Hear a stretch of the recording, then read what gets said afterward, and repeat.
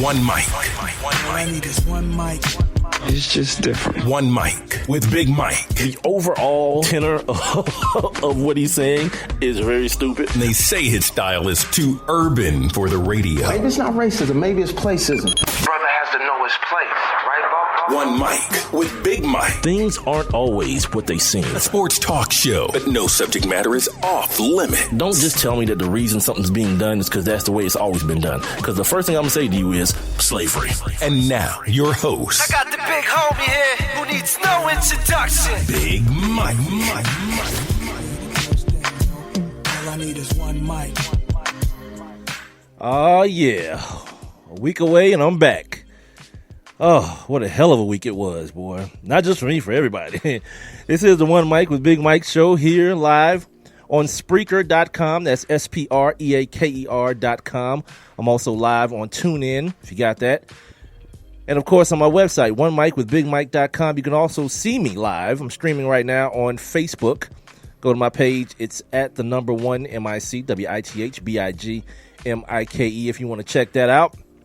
Also, make sure you guys are following me on Twitter and Instagram. I got a little interactive thing that I like to do on Twitter and Instagram called hashtag Put It On The Poll, where I submit poll questions throughout the show and get you guys to answer them and help me out with some situations that I'm trying to figure out. Also, if you guys got anything you want to try to figure out, you can put it on the poll too. Just hashtag Put It On The Poll at Twitter or on Twitter. And when I do the finding, when I go looking for them, I'll find yours and we'll see if we can figure something out for you. If you want to be a part of the show, you're more than free. You're more than welcome to leave your comments below the live streaming video here on Facebook, or you can text me at 404-902-8104, or you can jump inside my live interactive chat room. To do so, you must be listening to the show via Spreaker. So if you're listening somewhere else right now and you want to get into this chat room, go on over to Spreaker, Spreaker. .com, or download the app. Sign up for your free Spreaker account. It's absolutely free, like Facebook and Twitter and all those things. It's free. And once you do that, find my show, One Mic with Big Mike. It's spelled the number one, MIC, WITHBIGMIKE. And then sign in, follow me. That way you also get alerts when the show goes live every Monday, Wednesday, and Friday at 7 o'clock. You guys get alerts letting you know when it's time to rock. So you can do that. I've already mentioned the text line, and I've already mentioned leaving your comments below the situation here on Facebook. So, and if you don't get a chance to stick around for the entire show, I've already mentioned a couple of outlets where you can get the show live. You can get the show on demand there as well, and on iTunes, iHeartRadio, Stitcher, Google Play Music, and of course YouTube. You can get the situation online where you can share with your friends. You can still comment as well. You can still comment on the show. Even though you're listening on demand, I'll still be able to get your comments and things of that nature. So, moving on to today's show. It's my first one in over a week. Last week had some technical issues. Well, the issue was I had a virus on my computer. And I think I had it for a while, as a matter of fact. I think I had the virus for a while. But then I may have put another one on late night, trying to add something to a program that I use quite regularly, and the site that I downloaded it from, I wasn't paying attention. I was half asleep, and then after I did it, immediately I realized I hit yes on something that I was supposed to hit no on, and therein set the problem in. Everything started going haywire, and then I had to finally do one thing that no one loves to do, but I had to wipe the whole damn computer, the laptop, and then load everything back on. So if things look a little different on the stream right now, they should, because I had to rebuild everything and re-download everything. And so while I was doing that, I decided to switch it up a little bit and do a little something different with it. So that was my week last week. It's probably better than some Mexicans, some Muslims, a whole lot better than them. And we'll get to that here in just a second. That whole situation that some of y'all done put everybody in. Tonight, 7:30, it is Monday. We got one more of these after tonight, too. My man Ben Troupe was so gracious, and he was gracious enough to join us every week, maybe except for one, man, this whole football season for college and pro, to, break down the past weekend of football with me. So appreciate him for doing that. NFL, or I should say former NFL tight end, Ben Troupe, He does it every Monday. We do this thing called Troop Talk. He'll do it again tonight and for one more time next week after the Super Bowl.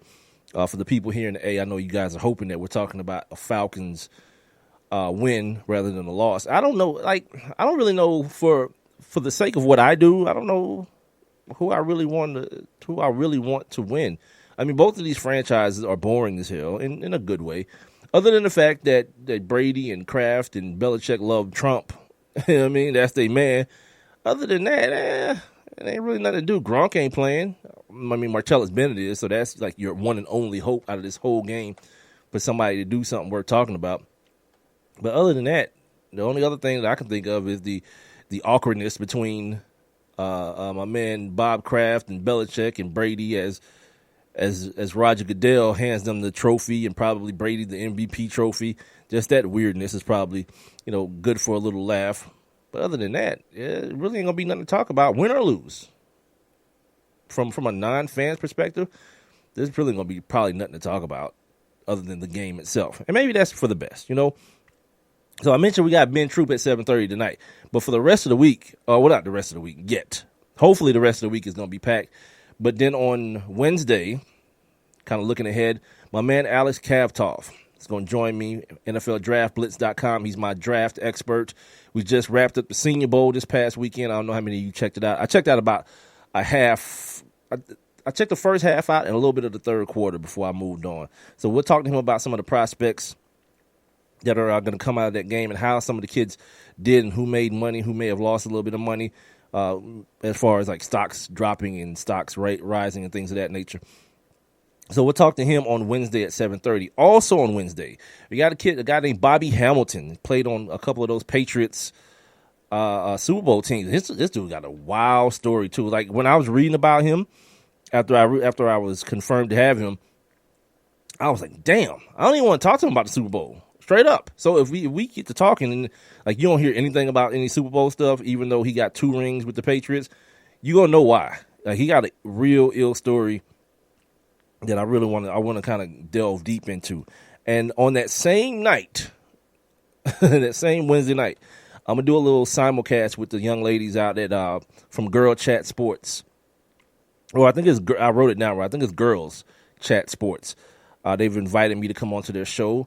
They want me on at 8:45, which you guys know my show is still going on. So what we're gonna do is we're just gonna pipe them in. We're gonna do the whole situation, kind of simultaneously. I'll be talking to them. I'll be talking to them on their show.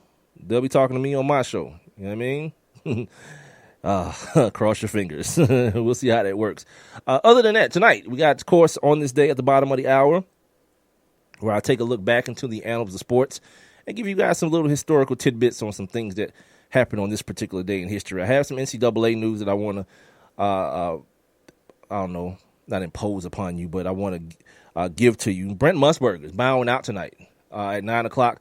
His last college basketball game for ESPN. He's going to be ending his tenure there and moving on to do some sports gambling radio in Vegas, Sirius XM, and some other stuff. I don't know. I forget the name of the actual channel he's going to be on or station or whatnot. But, Brent's going out to make y'all some money, I guess, for you gambling people. I also got some, like, crazy,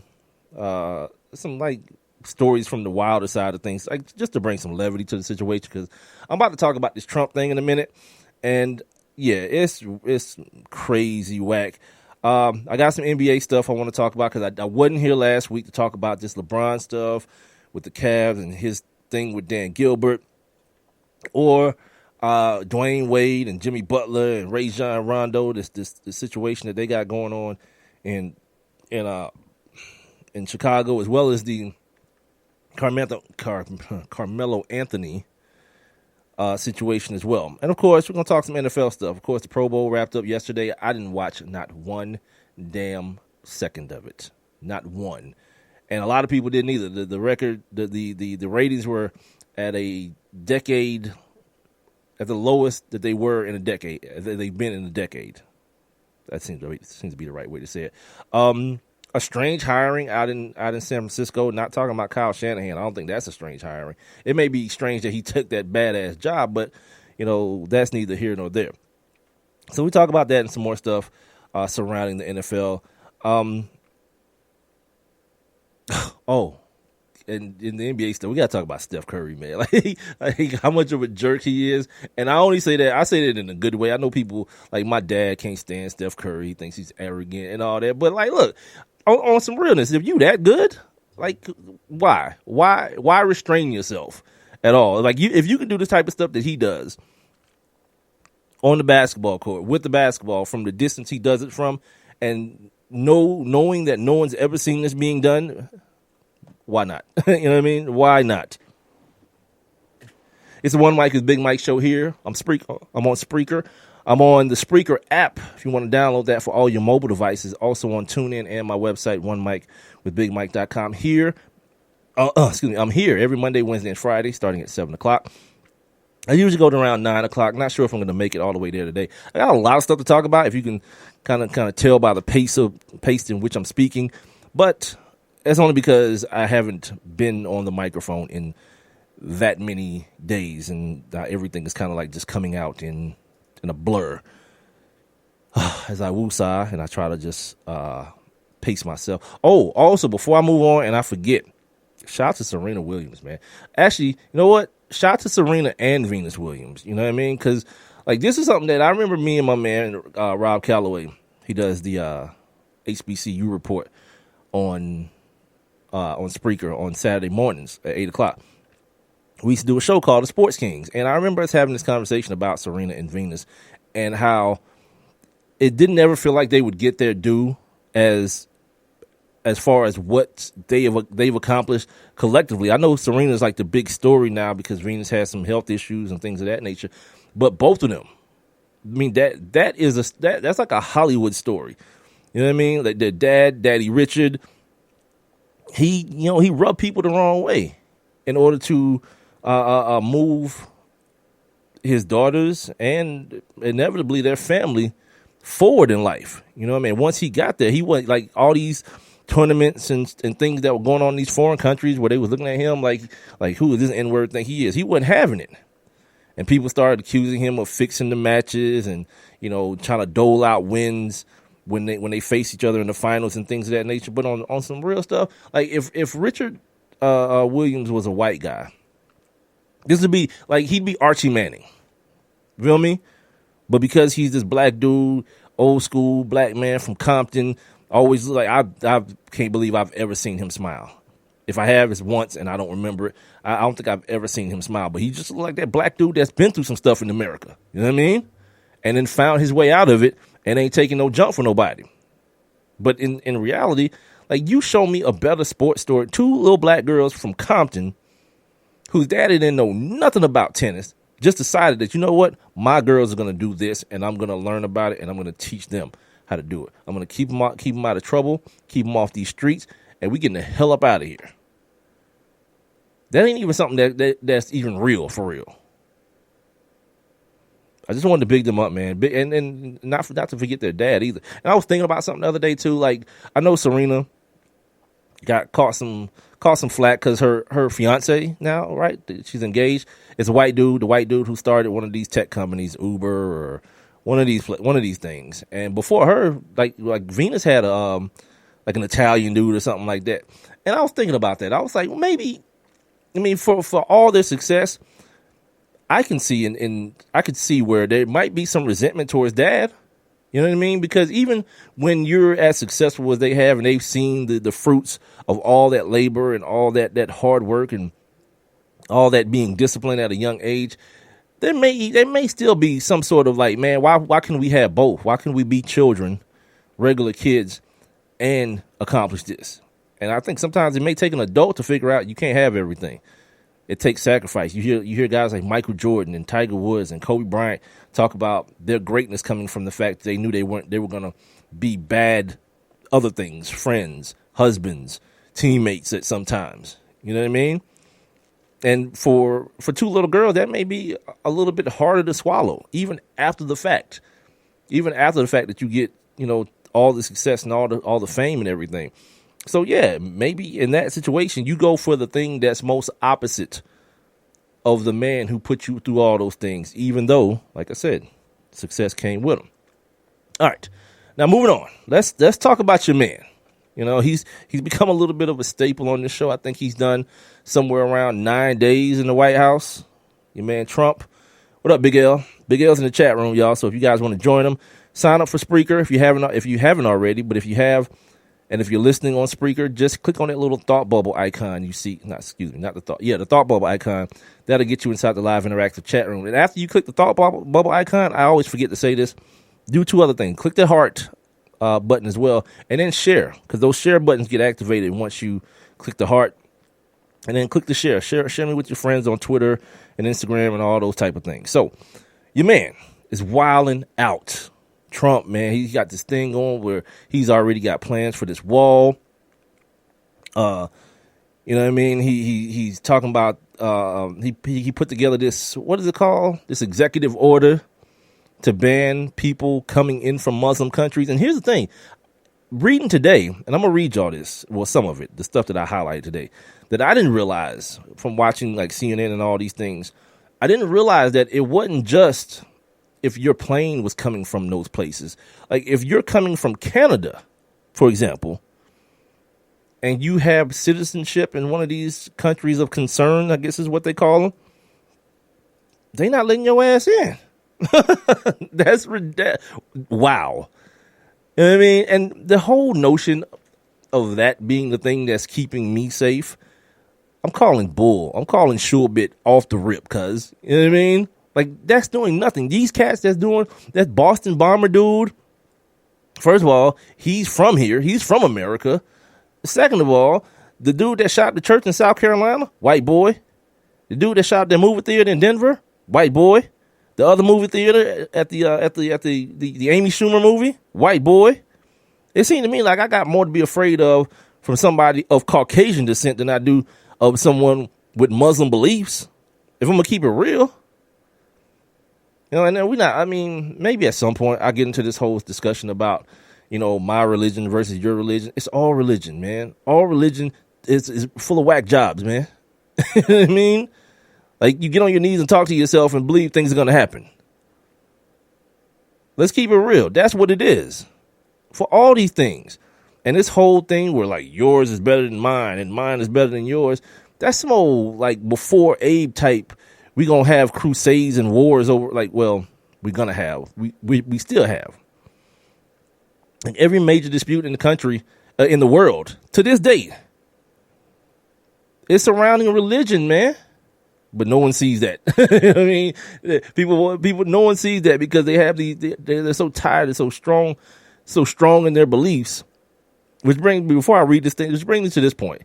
Like, if you're one of those whack jobs that think Donald Trump doing this is making you safer, he's making you more unsafe. Here's how. If I'm one of these ISIS cats or what's the other one, the Taliban cats or whatever, and I'm trying to radicalize people, what better way to convince people that my side is right than to show them the mistreatment of people that you associate with? See, look how they treat your people. Don't you want to show them who's right? That's how these kids get radicalized and all this kind of stuff. But yeah, I guess that's nobody's business, right? Until something happened. And then Trump put himself in a position now that if something does happen, guess what? All he got to do is say, I told you so. This is why I'm doing it.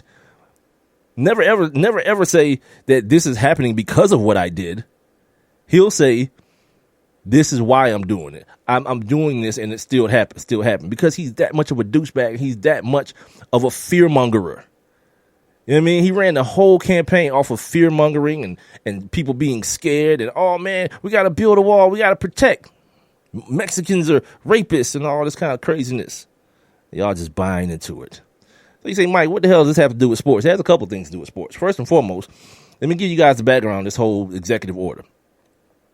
Iran, Libya, Iraq, Somalia, Sudan, Syria, and Yemen. Those are the countries of concern. Now, the NBA was like, hold on.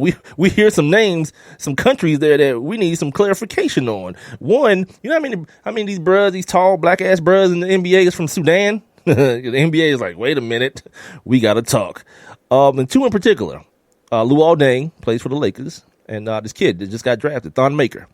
He plays for the Bucks. Now, they both have dual citizenship, but the fact that they haven't renounced their other citizenship, which from reading today, I realized no one does that. Like, anyone who lives here and has become a citizen of this country from somewhere else, they don't think to be like, F that. I'm denouncing my citizenship to Liberia or wherever. Nah, they just like, I'm American. I'm glad to be here. Let's rock. I mean, white picket fence, 2.5 kids, whole American dream bullcrap. Let me just do that. Nah. Now it works against you. Now, if you bringing your ass in, you got like a visa or not a visa, I'm sorry, a passport from one of these places. They arresting you basically.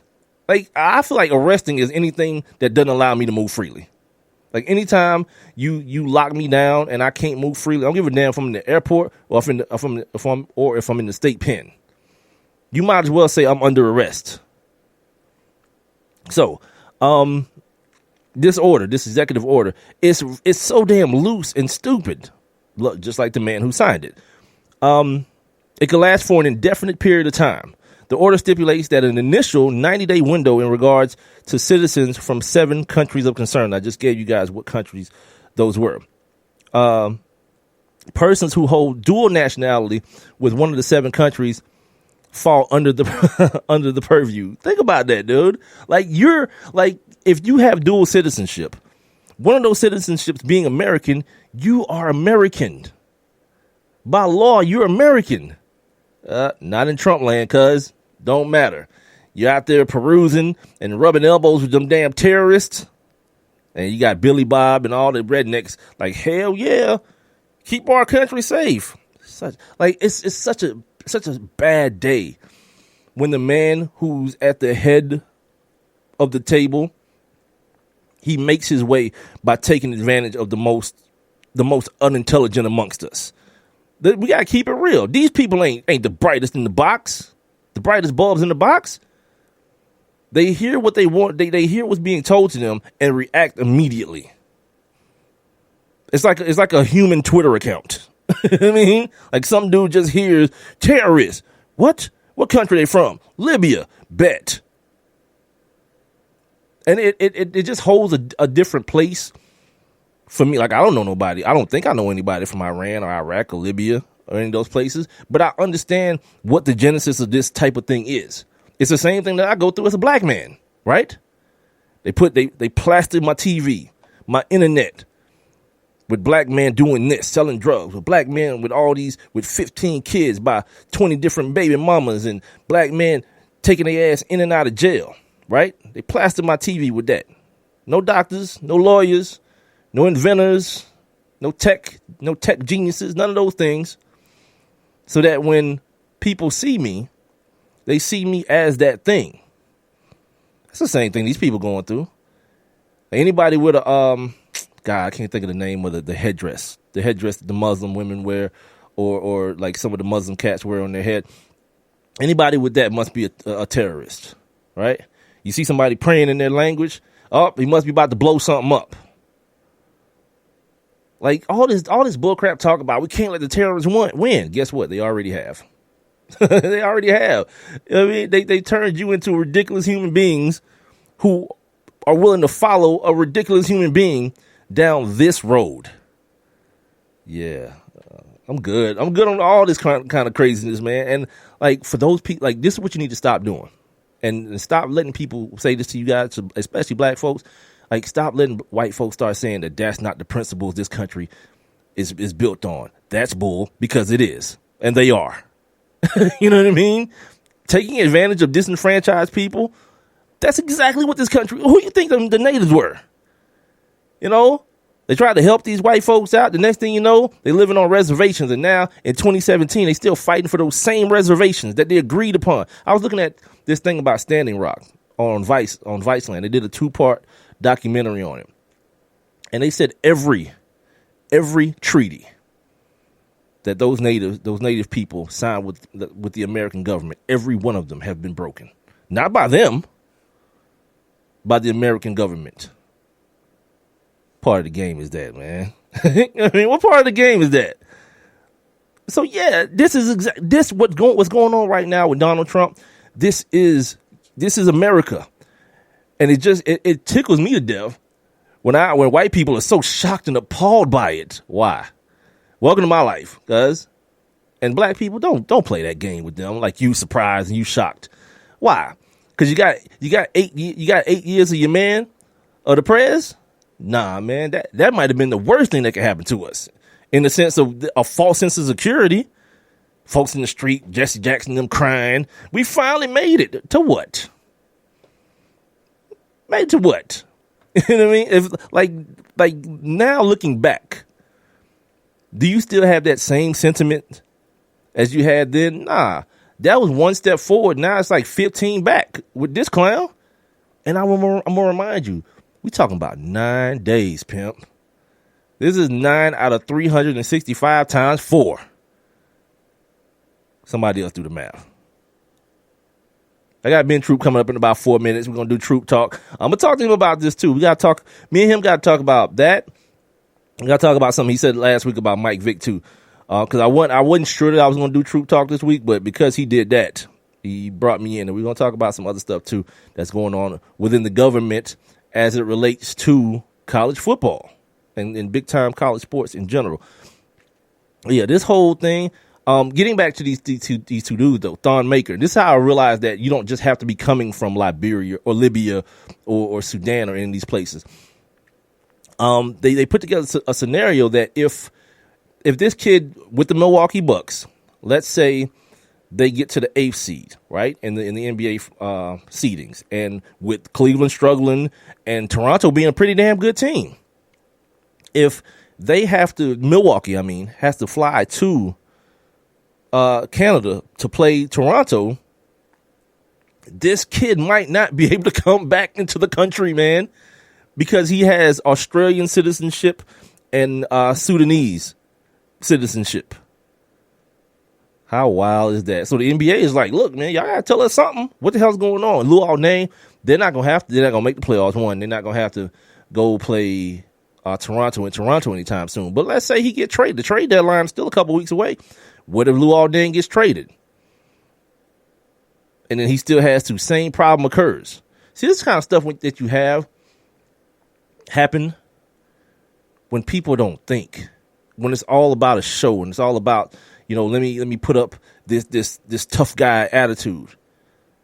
Like, ladies and gentlemen, we're in a situation and in a place in this rundown bullcrap of a country.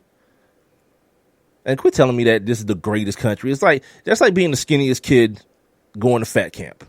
You know what I mean? It's like that don't mean you're great because you're better than, I don't know, like Iraq. You know what I mean? If that's the measuring stick, like, all right, whatever. But we're in a situation now. Look at this stuff that's going on in North Carolina with that bathroom bill stuff and all these bathroom bills popping up everywhere, Texas and some other places. We're in a situation where, like, the people are no longer are not representing the people and the people's wishes. Folks don't want folks getting discriminated against in the airport. It's folks out here that have citizenship or are over in these other places for work, but their citizen or their permanent residence is here in America. Can't get back in the country. You know what I mean? The people in North Carolina have spoken. They don't want this damn bathroom bill. The governor and his cronies is like, I don't care what you want. This is what my God says. All right, see? Problem. You know what I mean? Same thing with Donald Trump. This dude got the lowest, like, in 9 days, he surpassed, like, George Bush, the dumb boy, well, the second Bush, in unfavorability rating already. He came in at 40%. It's a bad look, man. Like, I read something they was talking about bomb shelters. People buying bomb shelters right and left, cuz. Yeah, dude. What did I say? Scariest kid? I meant to say skinniest kid at fat camp. Yeah, dude. People buying bomb shelters because they feel like this dude is going to end the world. Yeah, I'm good. I hope y'all ready to die, man. I mean, like, get your affairs in order. Whoever you get on your knees and talk to, or you think you talking to, do that, man. Get your stuff in order, because my man is going to end this whole thing like on a Twitter beef. You know what? Hashtag it's over. Nuclear bomb emoji, and that's gonna be it. The world's gonna end. Coming up next, man, on the One Mic with Big Mike show, it's my man Ben Troupe.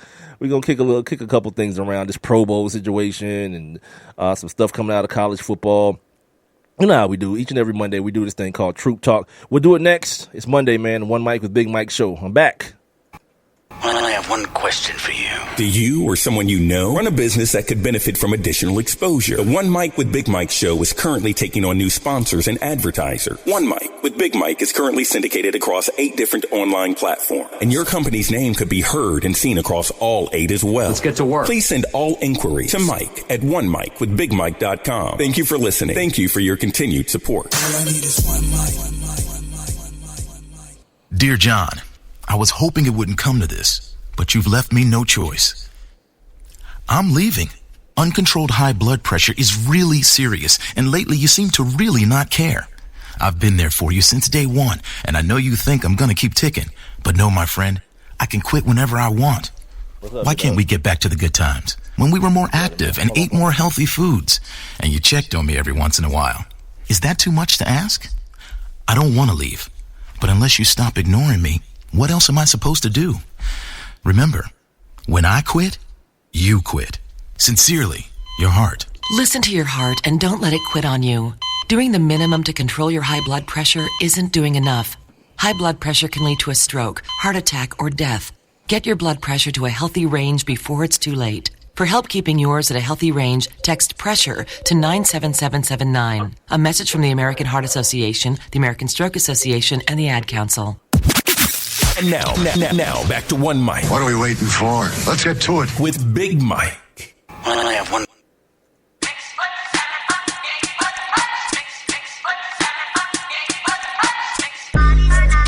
Welcome back. Monday here on the One Mic with Big Mike show. Hey, man, it's Super Bowl week. I ain't even mentioned that in the first segment. Talk about this dumbass dude, Donald Trump, man. I ain't even mentioned it's Super Bowl week. End of the week, man. Sunday, it's all over. You're going to have to find something better to do with your time.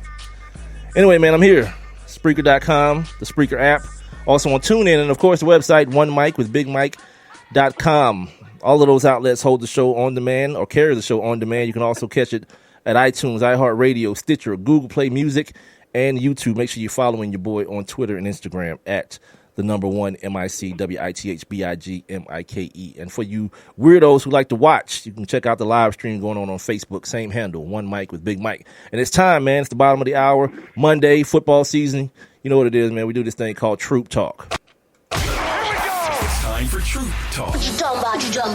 We're talking NFL and college football with former NFL and SEC tight end Ben Troupe. Ben Troupe at the 15, at the 10, hurdles a man, spins to the 5.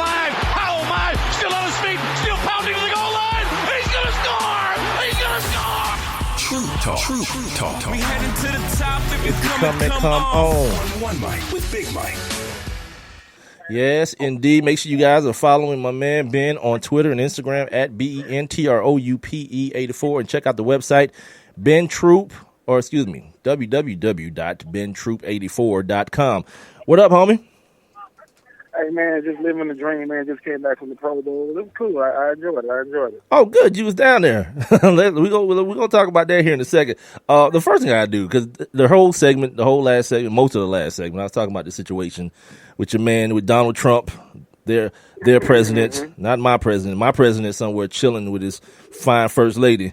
This dude, but you know, I always, when we have like social issues going on, plus ain't a lot of football to talk about, so we might as well just have like a regular dude conversation, man, about this weirdo who done put a ban on all these Muslims coming into the country or whatnot. What were your thoughts when you heard that this was happening, or saw, as a matter of fact, also what was happening? It was ridiculous. You know what? I think that. Think about it. Uh-oh. I think I might have lost Ben. Ben's in a bad area. Okay, you still with me? Hello? See, every time you do I'm that, still with you. every time you talk about this dude, the phone cut out. Them feds. Yeah, man. I think he got a rig. He got a rig, man. We can't even mention his name, man. But I just think that what me and you already knew because we grew up a certain way and we can read between the lines. That's what people realizing now, man. This dude is in a position to really affect people's lives in a way that you talking about civil liberties. How you going? You can't ban people and get this legislation, put in place. And he's talking about, well, it was only 100 and something people based on. It shouldn't have been one. It shouldn't have been one. I love that. These people shouldn't have been in a position to where, think about it. I'm a U.S. citizen. If you got me at the airport, talking about what do you call it, extra screening. Listen, I always look at it like this. Until somebody whose last name Trump go through this, man, please, it's nonsense, man. Right. And somebody said this on Instagram. Somebody on Instagram, they actually said that. They said Trump is actually treating these immigrants like black people. Right. And yeah. they ain't with that. Yeah, it's crazy. Because this what I said. Like, this is exactly what it is to be, especially a black man in this country. Like, one black person does something, a crime, commits a crime. They put his face and all his mugshots and everything across TV. And now, guess what? We're all criminals. Same thing with these people. Exactly. Like, a couple dudes get on an airplane a bunch of years ago, fly into a couple buildings, and now everybody, all of them are terrorists. Like, dude, like the understanding that I have is like you just creating more terrorists, dude. You're just giving the people who recruit these kids, you're giving them more ammunition to use against you, saying like, look how they treat us. This is why we mad. Look how they treat us. This is why we want all of them dead, and we want to get all of them out of here and all this kind of stuff. He's doing their job. He's being a recruiter for them, if you ask me. And he's pushing this false narrative, man. Like you can't make one thing everything. Right. You can't say, oh well. It's almost like, listen, yeah, you got some bad people out there, and you got people out there like Dylan Roos. That he's bad. Thank you. He was real bad. Thank you. And he was American. But what happened to him? Oh, they just not only did they treat him like a human being, they stopped by Burger King. Took that dude to they eat. put him on a private plane on national TV to get flown and shown dignity. And what did he do? So it's just one of those things to where how Mike, you know how it is, man. They're not listening. People are starting to realize who they really voted for, and they scared to death. Too late now. Yeah, too late. I see you in 4 years, cuz. You know what I mean? Too late. Here's the thing. Let's move on to some things happening in college football, actually, man. Your man is at it again. Jim Harbaugh is at it again. But here's something that's kind of been on, like, in my notes for weeks, and I haven't really talked about it on the show, and I haven't mentioned it to you for whatever reason. We got to talk about other stuff. But I think it's no more perfect time than this. I don't know if you heard about this. These cats, these big time college football athletic directors, they're forming a political PAC. What does that stand for? It stands for it's right here, a political action group, like one of those super PACs. And basically, they're becoming a political entity to where they can get things passed to continue to regress on, or to continue to progress, I should say, on this fallacy that is amateurism, to not share any of this bread. With these cats done put their own money into this, Ben, to form this PAC to make sure these kids don't get no bread, my man. How ridiculously ratchet is that? You know what I would love, and you know what's funny? I would love to say I didn't see this coming, but you see how informed these athletes are getting now. You see how smart these athletes are now. It's like, man, they hitting them off at the pass. Once again, you got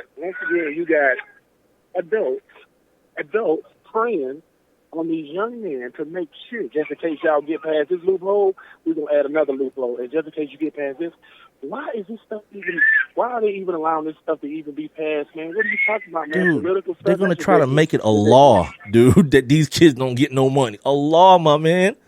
Yeah. They're gonna make it a law for these young men to get no money. Yet they all they doing is lifting all these restrictions off recruits. Every day it's coaches used to couldn't text them, now they can text them. I just don't understand, man. You getting how does people keep talking about the rich getting richer? Oh my God, that's exactly what it is. That's ridiculous. Yeah. You see your man taking his crew to Rome.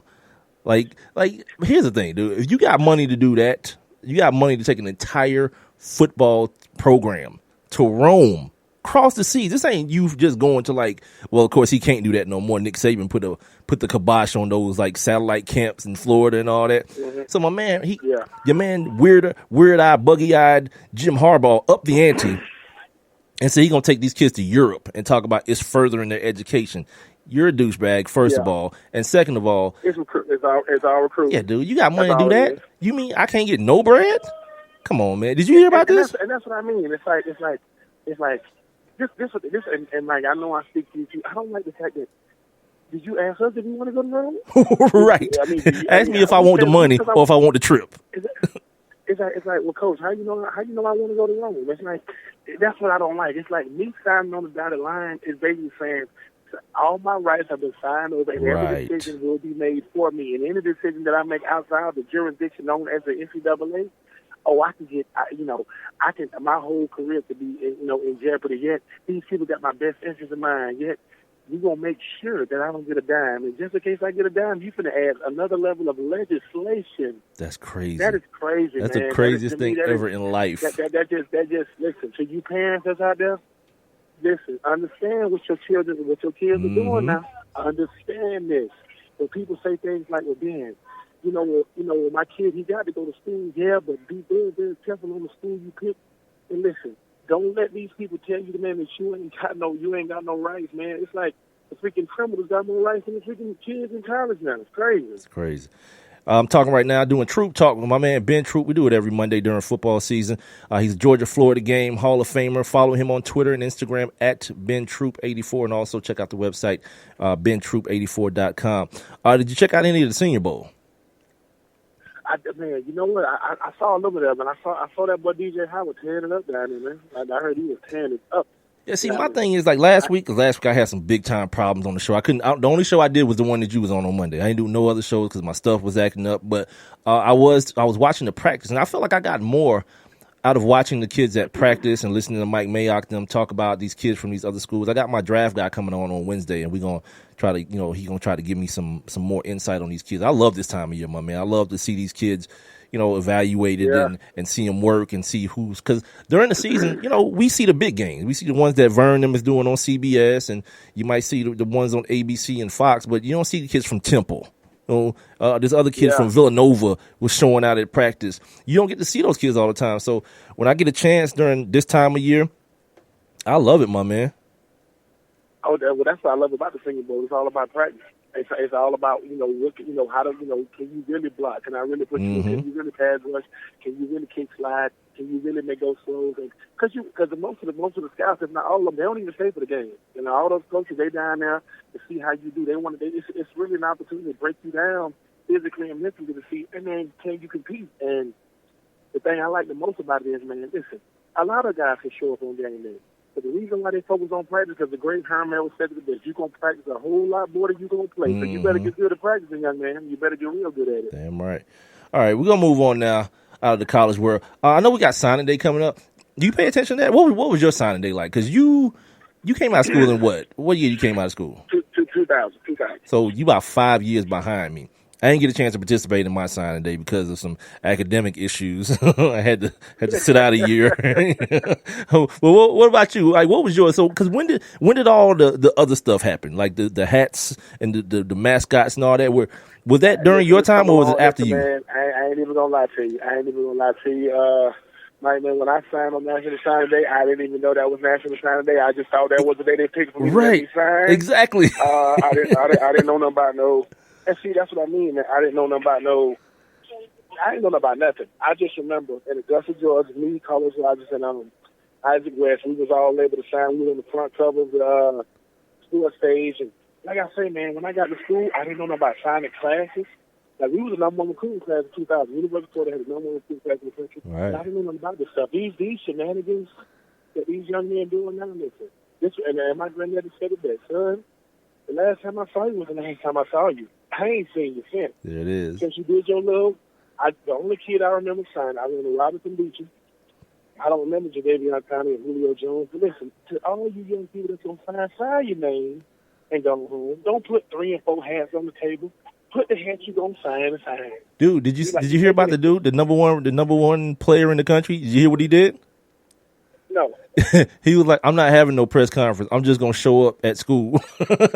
And that's what he did. He graduated early and just went and enrolled early at Alabama. Like, that was his signing. He was like, yeah, this is where I'm going. I was like, my man, he just turned the whole table on everybody. Everybody bringing out mascots and, faking out with the hats. My man was like, I'm just going to show up at the school. He just did. He just showed up at Alabama for early enrollment. It was like, yep, I'll be here for spring practice. Let's go. And what I can appreciate about that is he understands and listen, man, I ain't trying to make no skeptical of this thing, man. I'm blessed to be in the position that I'm in, these rankings and all this other kind of stuff. Man, sign your name on the dotted line and let's go play ball. Because some of these people, it's just way too creative, man.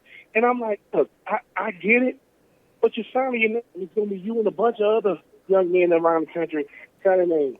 And listen, what they really should do, I don't know. I don't even know why they decide we on location. Most of these people don't know who these kids are. We on location with a young man in Huntsville, Alabama. It's going to come like the kid that got the Auburn tattoo but still went to Alabama. Yeah. Oh, my God. That's Come awesome. on, man. It's become, just my thing. No. To even add to that, now we talking about they trying to let this legislation go in so these young men can't make no money. But how much money you think they're making off sign today? All these locations, all these satellite locations. So, listen, it's a great time. It's like graduating to the next level because this is what you work hard for. But people, just sign your name. Because listen, there are those Donald Trump-minded people in the world that say, look at how they act. You can't even let them sign. They can't even sign. We got to make things regular. Yeah, dude. I'm not saying it's a clown show, but what I am saying, listen, the young man saying stuff like, I ain't going to sign, I'm just going to show up. Things like Calvin Johnson retiring before he turned 30, that's what they don't expect. We got to hit them in a way they can't see us coming because you know how it is with us, Mike. Anything we do, they're going to make it a clown show. I ain't gonna lie, dude. 17-year-old Mike, had I been 17 in 2016, oh my God, dude, it'd have been like the Universal Circus out there. I ain't even gonna lie, dog. But you know what? I definitely understand the celebration aspect. This is what I want to hear though. Start thanking go down the list of people. Say, listen, I want to thank my mother, my father, my coaches, my teammates, my guidance counselor, my grandmother. Thank those people who are the real reason why you're doing what you're doing. That's the football real. part. Hey man, you've done. They're giving you every single resource to be the best player you become. You've been doing it since you were 7. If I've been doing something since I was 7 and now I'm 17, I hope I'm pretty good. I mean, I hope so. But at the same time, start really giving the people the credit who really deserve it because there's those people that people don't see. Because let me tell you something. Jadeveon Clowney's an incredible player. But when his uncle was at his pro day and he signed his uncle autograph, see, I respect that. See, I can respect that, man, because look, listen, once you're done playing outside of the people you grew up with in your hometown, ain't nobody gonna remember you like that. So you might as well appreciate the people who've been showing you love from the jump. But I am happy for these young men, though, because once again, Mike, you take away the black man from athletics, they don't exist anymore. There it is. It's not worth watching. All right, I mean, we just gonna keep 100. We got to move on to the pro stuff before we run out of time because we left off last week. We was having a little conversation about your thoughts on Mike Vick versus Matt Ryan, and this is a conversation that I've had with many of people for many a year now. And for a very, very, very long time, I've made the case, Ben, that I felt that Matt Ryan, far and away, not even close, is a better quarterback than Mike Vick. I think what happens is people got emotional about that dude wearing number 7, and they got excited about him. But when it comes down to playing the quarterback position, yeah, the kid that's wearing number 2 is a lot better. And last week, you said something before we got off that made me believe that you were on the other side of the issue. That when I think I was asking something about Mike or Matt Ryan finally exercising the ghost of Mike Vick, and you told me no, he probably never will. How's that a thing? We got like 10 minutes, so we can get into this a little bit. I don't. Well, first and foremost, I agree with you that I don't even think it's close when it comes to quarterbacking. No, Matt Ryan is head and shoulders above of. He's head and shoulders above of most people, but definitely above Michael Vick. But what I'm saying is, I don't think he could ever exercise those demons on Michael Vick because of what Michael Vick did the same thing for the city that Deion did. See, he brought the city back. I ain't talking about parts of it. He exactly. the Negro parts. And what I'm yeah, exactly. And what I'm saying is, it's almost like Matt Ryan had a barometer already, meaning, hey, Matt, we've seen good quarterbacking, not great quarterbacking. We've had a guy that brought the excitement back. Can you elevate that? And he has. I just think that Michael Vick when Michael Vick comes in town, it's like when Deion come in town. The whole city is like, hey, man, it's electric. Yeah, you're going to have those people that don't like Mike Vick because of the situation. But Michael Vick, in my opinion, man, I had a Michael Vick jersey when I was at the University of Florida, man, because the dude was one of the most exciting players you ever seen. But I think that's what it is, man. I think it's that. Yeah, it's all exciting. And it was that newness too. You know, it's like that ability to see you doing something. It's like Doug. Like if you ask my dad don't really know a lot about sports. He don't really follow sports. But if you ask him who the best quarterback ever to play football is, yeah, it's gonna be Doug Williams. And nobody better not say a damn thing about Joe Montana or none of these white boys. It's Doug Williams, period. You feel me? Because there is a thing too, like seeing someone that looks like you do the things that those guys did. And I'm gonna go ahead and say this. Speaking of Doug Williams, so when I got recruited out of college, or what team? Because I'm gonna admit my ignorance. Doug Williams came to Ocala, Florida. Him and the tight end coach, they went to like a steakhouse and they met me. Right. And I didn't put two and two together until I'm really sitting down with them. I'm like, why are these people coming up asking for this dude's autograph? And then I finally wait a minute. You didn't know who Doug Williams was, dog. You know what? I'm having like a brain lapse. Like I'm like, awesome. wait a minute. And see, to me, Mike, that's what when it comes to football or anything sports, you're only going to get so many memories. Doug Williams drove to Ocala from Tampa to sit down with me. Right. Lynn Swan, working for ABC Sports, walked up to me and said, hey, I want to shake this young man's hand. That's pretty Kellen Winslow Sr. was at a golf tournament in Orlando and said, hey, Ben Troupe, I just want to – see, that's what you're going to remember. You ain't going to remember. And the thing about Michael Vick, even getting back to him and Matt Ryan, Michael Vick, it's hard to live up to being the number one pick in the draft. But as far as star appeal and being marketable, he did it. It took this man doing what he did in Virginia to tarnish his whole career. Because if you take that away, he's one of the best players to ever come to the league. Never gonna be a Hall of Famer. I don't know that, Ben. I'm saying, yeah, go ahead. Here's the thing about it. Saying he's one of the best players. Mike Vick was very, very limited in what he was able to do. And I remember telling this dude I used to run with, it was right at the time. You remember the long run in overtime against Minnesota?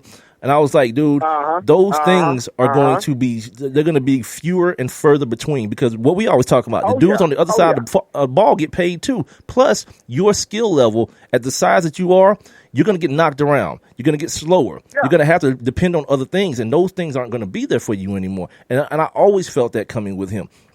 The other problem was when he started admitting, after the dogfighting stuff was over and he admitted to not working, like that, to me, that was like the thing there. Michael Vick have said some things. Michael Vick and Donovan McNabb have done some things that they said, like Michael Vick, even after the dogfight stuff. Michael Vick come out when he played for the Jets saying, well, I wasn't prepared. Right, I didn't study. What? I didn't study. That's crazy, B. Or Donovan McNabb said, well, I didn't know you could tie in football. What are you saying? You don't say that out loud. Well, that's one of those things. You know what, though? I can understand that. I can understand the Donovan McNabb thing more. No. Ain't nothing wrong with not knowing the rules, Mike. But you don't say it. Right. You go, hey, Ben, we can tie. Yeah, we can tie. But you ain't know. No, I ain't know. Can you say that? You don't go. Right. Because not the whole world knows. And the thing about Michael Vick has this. Listen. Would you pay to see certain guys? Certain guys you ain't gonna pay to see them. Yeah. Like thank God my Pro Bowl ticket was free, because I sure wouldn't have paid to see that. Ooh, Lord. Let's talk about that before we run out of time here. Why do they still have that thing? Like, 'cause here's my thing at this point. To me, it's more of the honor. First of all, I still think it should be after the Super Bowl, one, and two. I feel like they now have the NFL honors thing, like the Oscars type thing for the NFL. Yeah. You could do it the same way you do in college, where they do like the Playboy All-Americans. They don't play a Playboy All-American game, but what they do is they say, hey, Ben Troupe at tight end, so-and-so at quarterback, they just acknowledge them. You know what I mean? because to play that game, it's like, and then the ratings are sucking. The ratings this year are the lowest they've been in 10 years. But the NFL want to come out and tell you that the game was sold out. Listen, I ain't even gonna lie to you. I get to the game. I know who Odell Beckham Jr. is. I know who Jarvis Landry is. I know, but see, it's so many guys that don't even want to play in it no more. Too much money on the line. They yelling out names, and you thinking who? Like the running back from Chicago. Nothing against him, but I don't know who he is. God, he was there. And it used to be a time to where, listen. And I got to say this: Odell Beckham Jr. is a diva. Odell Beckham Jr. He needs attention. You just that stuff he does pregame is cool, but he needs attention. Odell Beckham Jr. craves attention, and it's ridiculous. Like, man, go do your warm up and go and sit down. It ain't that serious, man. Like, dancing with the mascots or Look whatever. at you. Get off my lawn, Ben. I'm just saying, but no, man. I mean, the Pro Bowl is by far the worst All-Star game in all professional sports. It ain't even. I love the home run derby. I love All-Star weekend. I know they're gonna score a bunch of points in the game. Even the skills challenge, like, it was awful. I'm like, this is awful. When you got to bring back a skills challenge to get people to watch, hey man.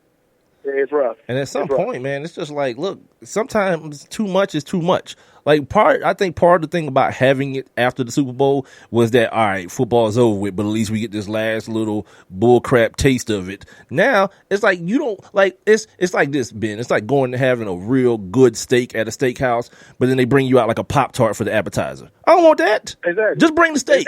And exactly. And think about it. NFL is the only sport that does that. They don't do the Senior Bowl before the bowl game. Ridiculous. They don't say, well, I just don't understand it. And because I was there in person, I got to experience a different level. I never would have thought a football game could have been boring. Dude, was it sold out? Because they're saying it was sold out. No, it wasn't. You know what? Corporate tickets. It was that Donald Trump inauguration sold out. To them it was. Right. To them, alternative facts. It wasn't no standing room only. But to me, standing room. Man, it's just time. Last thing I got for you, real quick. Let's try to do this quickly. You talk about wide receivers being. Oh no, forget that. No. I gotta ask you this. John Lynch, dude. Forget Antonio Brown. John Lynch, dude, is a GM. Got a 6-year deal. And you know who I thought about first, dude? I thought about Rand.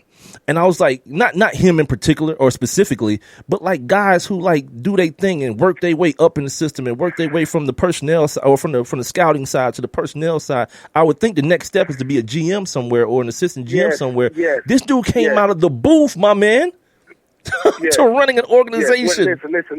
Listen. To show you how messed up it is even worse. You remember when John Gruden got fired and they hired Raheem Morris, the DB coach. He went from okay. He's here in Atlanta now, coaching wide receivers. That same year, I was with the Bucs. That same year, Word. The guy who became the GM was a scout. He was sitting in a room on a TV, a real TV, not even a plasma. He was a scout. He went from a scout to a GM. He went from being in a room with one TV with 3 guys in it, a little room, no window, to being a GM. And like you said, and when you look at guys like Rand, people don't understand. Like you said, I'm becoming a scout to become a GM. Right. I didn't leave football only thing I've ever done is television. And now I get to go from television to a GM. That's awesome. Yeah, I mean, we can't call it what it is. Yeah, we can. You know what it is. He's got the complexion for the protection, homie. You damn right he does. And like I said, think about it. Rand has gone from being a scout to the director of scouting. So I've worked my way up to see a guy, and this is what I don't like. Somebody goes, "Oh, well, John Lynch is brilliant." Really? How you know? He's in the city. Based on what? Exactly. That's like me telling you that I can fix your roof, but I've never fixed a roof before, ever. Exactly. Or like those commercials, they go, I'm not a dentist. I'm just right. I'm the dentist monitor. Right. You got you got a cavity. This is gonna be awesome, listen, dude. When I saw it, I said, this is why San Francisco has been in the situation it's been in since Harbaugh left. You see? But let me tell you what's gonna happen, doing stuff that don't make y'all doing stuff, and Shanahan, and listen. And look how much financial security he got. 6 years. And let me tell you why. Let me tell you why. This is what I thought about. This is going to be a situation, dude, and this is the last thing, and I'm going to let you go, that in San Francisco now, the tail will be wagging the dog. Basically what I'm saying is Kyle Shanahan been in the league his whole life. He know how this stuff go, but he's also the coach. Mm-hmm. So basically John Lynch is going to be there as a figurehead the same way that Magic Johnson is the owner of the Dodgers. You know, he's a face that people recognize. He can talk to people, but you know who's going to be running things, personnel stuff, Kyle Shanahan, cuz. And this is a perfect thing for Shanahan, to get in there and have full control. So big up to him, because he going to eat. He gonna build this thing his own way. But you know what? Today, like you said, yeah. I mean, big up to him. He did that. He said, and let's look at. They want somebody that's gonna disagree with you. See, John Lynch got to agree with you because he don't know what not to agree with. He don't know that he don't know that when his assistant come up to him and tap him on the shoulder and say, John, yeah, you're not supposed to agree to that. What? That's gonna be awesome. Dude. I can't wait to see that hey, draft, man. Listen, I can't wait. Listen, I'm looking forward to see a big up to Kyle Shanahan. He's earned it. I know, dude. I mean, I could see if John Lynch went to go Monday Night Football, with John Gruden, but he's a GM. Yeah, this is awesome. Yeah. But they kept it under wraps, though. I mean, I don't know how they did that, but it did not leak. They did that. It did not leak. Ben, we're gonna do it next week, man. Super Bowl. We're gonna get on here and see what them Falcons did or what they didn't do, and we're going to talk about it next week, my man. All right, appreciate it. You got it.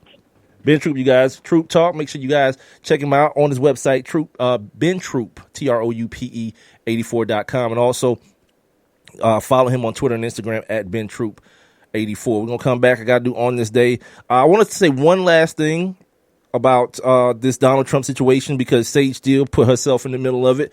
And it's one of those things that's kind of, as a guy who tries to see on both sides of certain issues, man, it's kind of indefensible. So we'll talk about it next, and we'll do it right here on the One Mic with Big Mike show.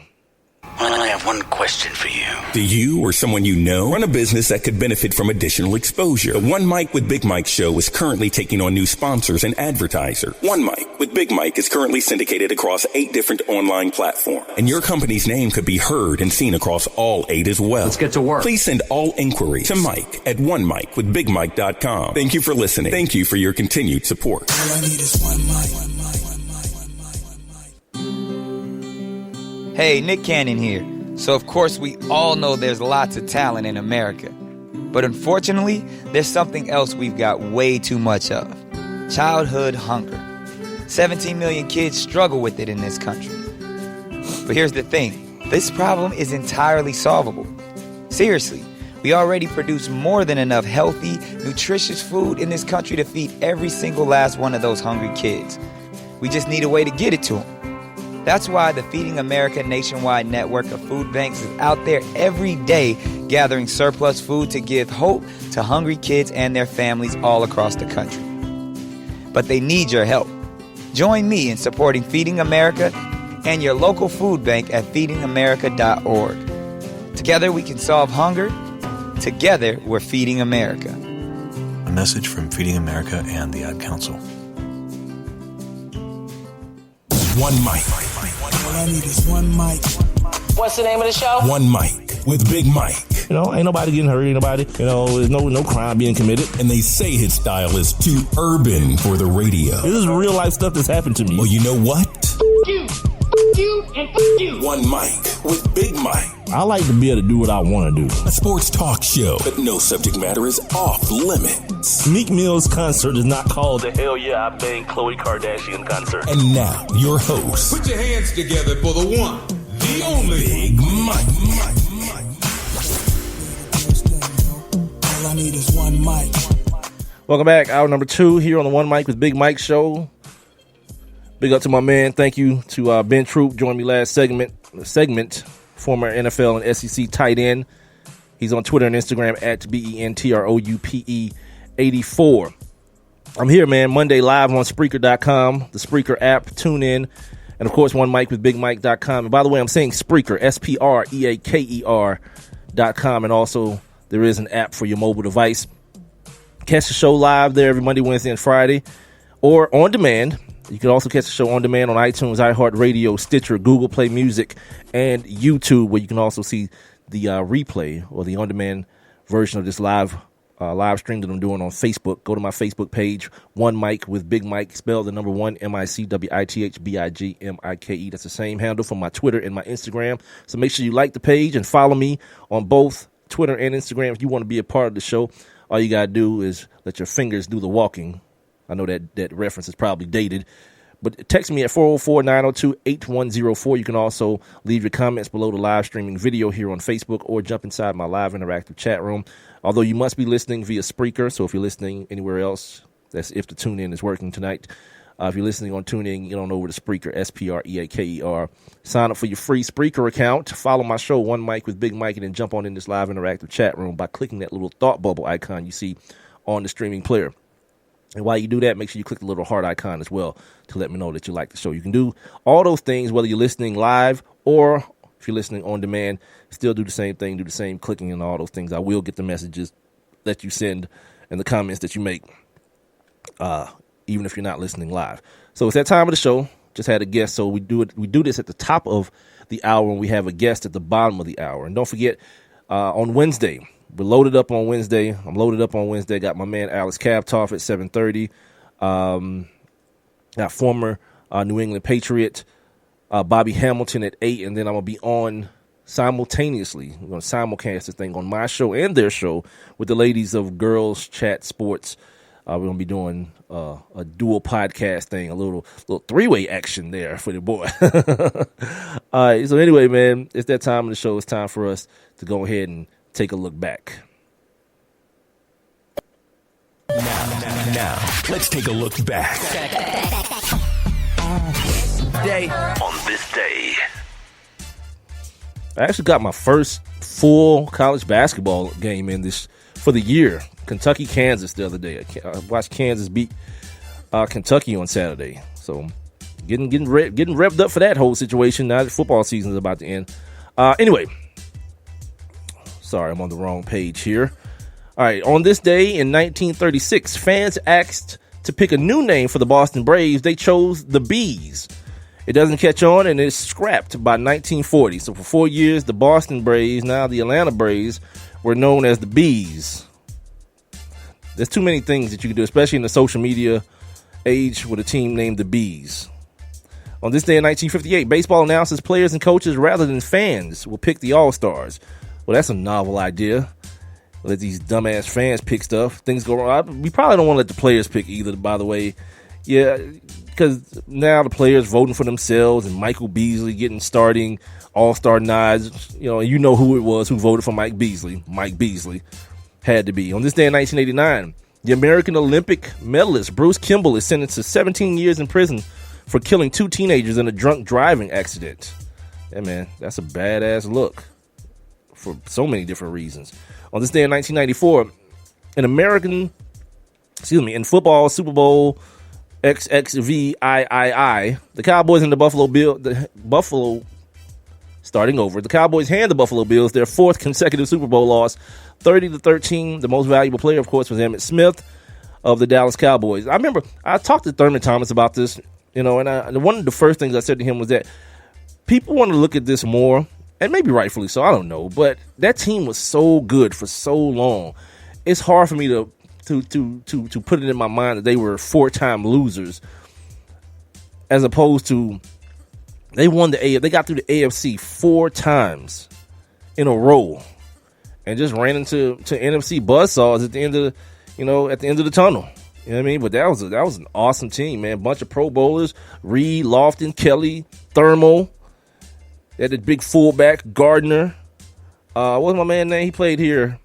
Cornelius Bennett was on the team. Bruce Smith. It was a nice squad, but they just couldn't get over that final hump. Hopefully for the people here in Atlanta, they hoping that their team does. On this day in 2000, the St. Louis Rams, speaking of Atlanta, they won the NFL championship for the first time since 1951, defeating the Tennessee Titans 23-16 in Super Bowl XXXIV. It happened right here in my fair city in the Georgia Dome. Everybody remembers the Kevin Dyson play where people like to say he was 1 yard away. And even if they had scored, they would still need, I think, 2 points to tie the ball game. So it wasn't really that dramatic. On this day in 2000 as well, once again, ATL stand up for this one. John Rocker, that time of the Atlanta Braves, he was suspended from Major League Baseball for disparaging foreigners, homosexuals, and minorities in an interview published in Sports Illustrated. And then he came back out and was like, I got plenty. I got like 4 black friends because you can count them. It means you're not racist. And then finally, on this day in 2010, Serena Williams wins her 5th Australian Open tennis championship, defeating Justine Henin in 3 sets in Melbourne. She just won her that was number 5. She just won her 23rd. So big up to Serena. As I mentioned at the beginning of the show, big up to the whole Williams clan. They did big things, man, in the world of tennis, man. Just 2 little black girls from Compton, and they, rusty knee daddy with a dream. You feel me?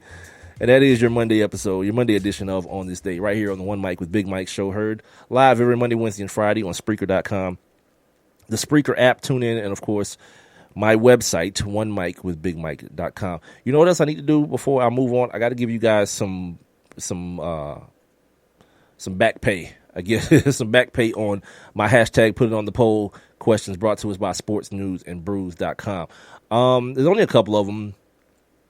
I asked the question that you heard me and Ben talking about it. Has Matt Ryan finally eclipsed Mike Vick in the eyes of Falcons fans?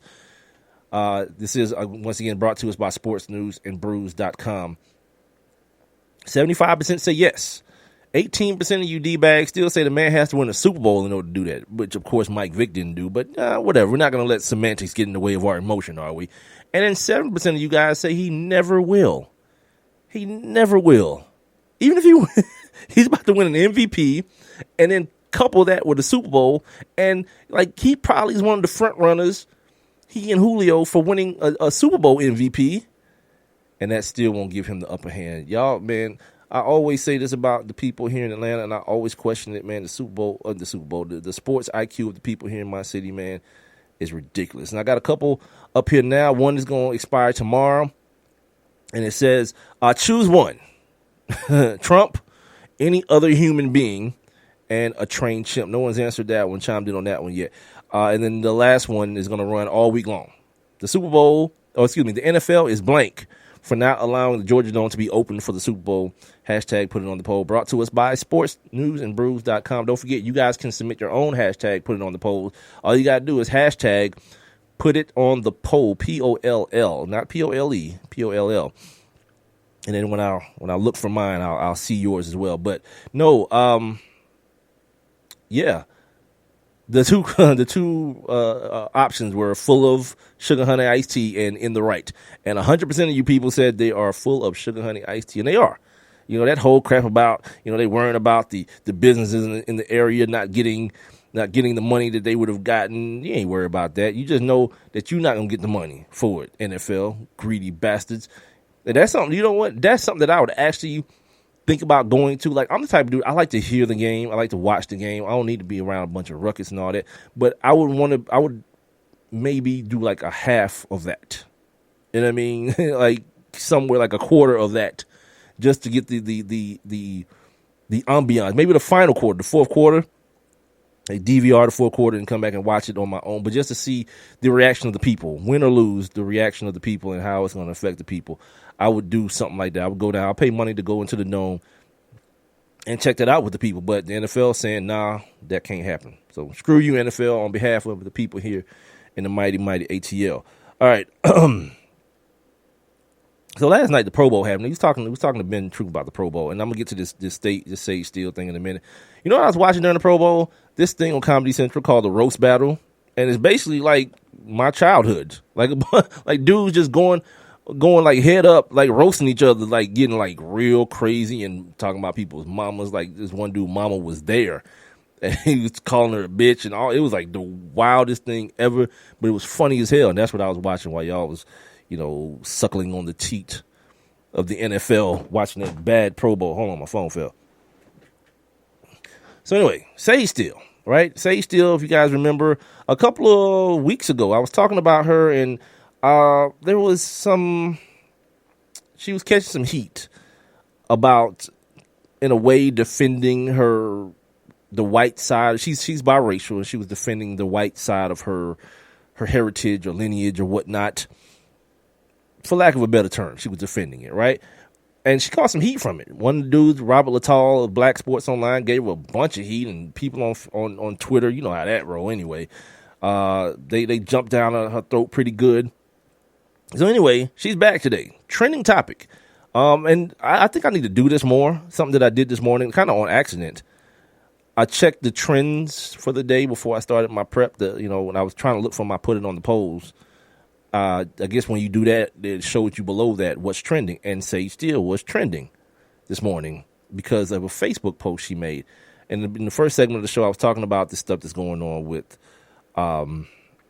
with your man Donald Trump and him, the Muslim ban as it's being called. That's not the official name of it, much like the official name of the Affordable Care Act isn't Obamacare.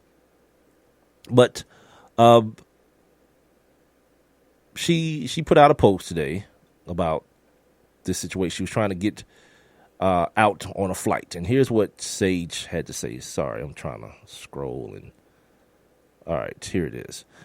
So this is why thousands of us dragged luggage nearly 2 miles to get to LAX, but still missed our flights. Fortunately, a 7-hour wait for the next flight to Houston won't affect me that much. But my heart sank for the next flight to Houston. My 7-hour wait to Houston. My heart sank for the elderly and parents with small children who did their best to walk all that way but had no chance of making their flights. I love witnessing people exercise their right to protest. I guess sarcastically. People exercise their right to protest. But it saddened me to see the joy on their faces knowing that they were successful in disrupting so many. Scroll. Where did I leave off at? See the joy on their face. Successful. Yes, immigrants were affected by this as well. Brilliant. All right. Here's the thing about this whole situation. And this is part of my issue with people who think walking down the street is protesting. Protest to me, and from what I know it to be and what I've seen it to be and read it to be, is disruptive. It's a way of calling attention to something, making people who didn't previously care, forcing them to care now because it's affecting them. This horrible thing that's happening to people who you don't know is now affecting your life. This is why marching after a kid gets killed by the police in 2016 is way different than it was in 1965. You know what I mean? Because in 1965, those people knew what was happening. Marching across that bridge in Selma, they knew what was about to happen. That people were going to be appalled. People who was like, let them people have their Jim Crow laws and whatever they want to do down there in the South, in the southern part of America. But then they saw what was happening to black people on the news. People getting billet clubbed and women being punched by men. It affected their lives. It made other white people say, well, wait a minute, maybe I don't believe that we're all equal, but I don't believe in doing that. So yeah, Sage, you are going to be inconvenienced in the same way these people, because if you get to just walk through, get on your flight and go about your way, what reason is there for you or anybody else to think about these people? If you wouldn't have already, because apparently you didn't give those people any thought when you wrote this post. This post was about you, and the interjecting of old people and children and all that, that's just convenient cover. You know what I mean? And I know the scent of bullish. You know what I mean? I recognize the scent very well, and that's what that is, and people was like bagging her on the social. I mean, you know how that go though. You know what I mean? Even if it's irrational, folks don't care. Folks is like, this is the type of broad that would see Rosa Parks and be like, girl, just move. We got places to be. You know what I mean? Funny, ignorant stuff like that. But this is a real deal. The fact that people like that don't necessarily understand what it is to effectively protest. Walking down the street for a couple of hours, mad and all, even breaking stuff and all that. People got insurance for that, and all it's gonna do at the end of the day, folks like me who pay insurance premiums, is gonna drive my stuff up. You know what I mean? It's not really inconveniencing them. It's not really putting an uncomfortable situation on people. The person who actually owns the store may be uncomfortable, but the chances of that person not being like you or not being from where you from, what are they? I don't know. So yeah, Sage still got it, man. She got it so good. I mentioned earlier people talking about the principles of this country. Pat Tillman's wife spoke out Steve Kerr, he spoke out about this is not within the this is exactly what this country is about. Like everything that's happening under Donald Trump right now is just a huge microcosm. That may be an oxymoron, it just may be the biggest way for other people to see what this country actually is, man. This is built off the blood of other people that aren't white, aren't rich white men. And now one of those rich white men feels like he has the power to wave a pen and affect lives upon lives upon lives upon lives. So everything that happens from here on out, it's a wrap, man. That like the game is so ridiculously rigged. And for people, especially people of color, to feel like you still have a place in that. To feel like you've ever had a place in that. Like the Obama victory wasn't your landmark. Like, yeah, we're finally here. No, that's not what that was. 13%. Match your 13%, including, and that's the population of black people in this country, by the way. Your 13%, including the people who are incarcerated and too young to vote. Match that with, I saw on television the other day, the Koch brothers. They just bold. They're putting up $400 million to affect policy change in this country. And you got a dude in the White House that don't talk about nothing but money. Like his name for a lot of people in a lot of circles is synonymous with money. He had $400 million. Yeah, what you want? How you want it to go down? Jim Crow, you want that back? Cool. More jails built? Let's run it. It's a real dangerous time for people to be thinking like, like you got some sort of power or you can do something. Like I feel for those people, man, out there in Standing Rock. It's some people just gonna die out there, man, and it's real talk. Cause them folks is dead ass about what they're standing up for. I don't necessarily believe in that side of it, like people doing that whole sacred land, and I'm not a real nostalgic person when it comes to any of that stuff. You know what I mean? I will say I understand why. You know what I mean? There's a certain amount of pride that people take in that kind of stuff. Like I don't. But the fact of the matter is, you speak to everybody when you start talking about poisoning water, because we all need it, right? And in some places there already ain't enough of it. Like that speaks to me more than anything. And those folks out there, they talking about this water and they talking about this sacred land. And yeah, Cass is talking about they willing to die for it, man. They got like a bunch of like veterans out there, like 2,000 veterans, I think it was, that's out there fighting with them, standing with them. That's America, right? That's going on. People getting poisoned in the inner city with water. Muslims can't get out the damn airport. People who ain't even Muslim too. You just might be coming from that place. Yeah. USA to you too, my man. Yeah, that's all good. All that. Meanwhile, ESPN, like my man, shout out to Dan Le Batard too. I don't know if you guys check out the Dan Le Batard show. I try to check it out when I can. It's one of the realest shows. Like it is to me what I feel like this forum is. It's everything but the, who's going to make the biggest impact in the Super Bowl, because people know that in advance, apparently.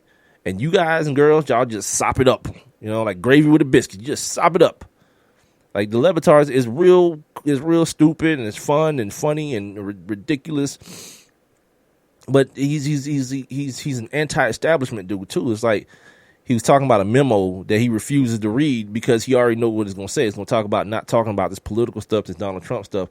And like for him, he's a dude that, his mom and pops came over to America in exile. You know what I mean? Like there's a reason that he is where he's at, because they risk their lives to get away from a bad situation into a better one for him. So it's like a personal place for him. For him to be on a show for 4 hours and not be able to talk about it, that's ridiculous. That's a ridiculous thing. And that's the reason that I do this, what I do, regardless of if it's one person listening or 100 people or 1,000 people listening to me say this. I'm doing it on my own accord. And that's the last thing I need for anybody to do is try to start telling me what can and cannot come out of my mouth. That happened recently, and it's just that's not a good look. I'm going to say what I want to, period, point blank. I'm not going to be overtly disrespectful. I'm not going to try to offend people, but I'm not going to be worried about people feeling disrespected or feeling offended. You know what I mean? I know what my intents are, and I know what context I speak in. And if you're that person, have at it, man. Shout out to, I guess, maybe, shout out to Starbucks, maybe. Folks is boycotting Starbucks because it was like, F Trump, we're going to give these Starbucks gigs to like 10,000 refugees or immigrants. I'm not sure which term is correct in this situation. And now white people is like, well, wait a minute, those are our jobs. Why you ain't go apply for them then? You know what I mean? Why were they there to be had if white people wanted them so much? Same thing with the Mexicans. Mexicans come over here, a lot of them coming over here picking fruit, getting paid way below scale. And all of a sudden, all the Mexicans coming over here taking our jobs. You don't want them jobs, white boy. You don't want that. You don't want none of that life, cuz if you did, you'd be out there. Ain't no shortage. Shortage. There's no overflow of people wanting to stand out in the hot ass sun picking oranges and peaches all damn day. Ain't no shortage of that. You can take your ass out there anytime. Or no overflow of that. Yeah, miss me with the craziness. And also, I guess Uber, too. I saw people like hashtagging, they done it with Uber because this is America. This is the most American thing that's come out of all of this stuff.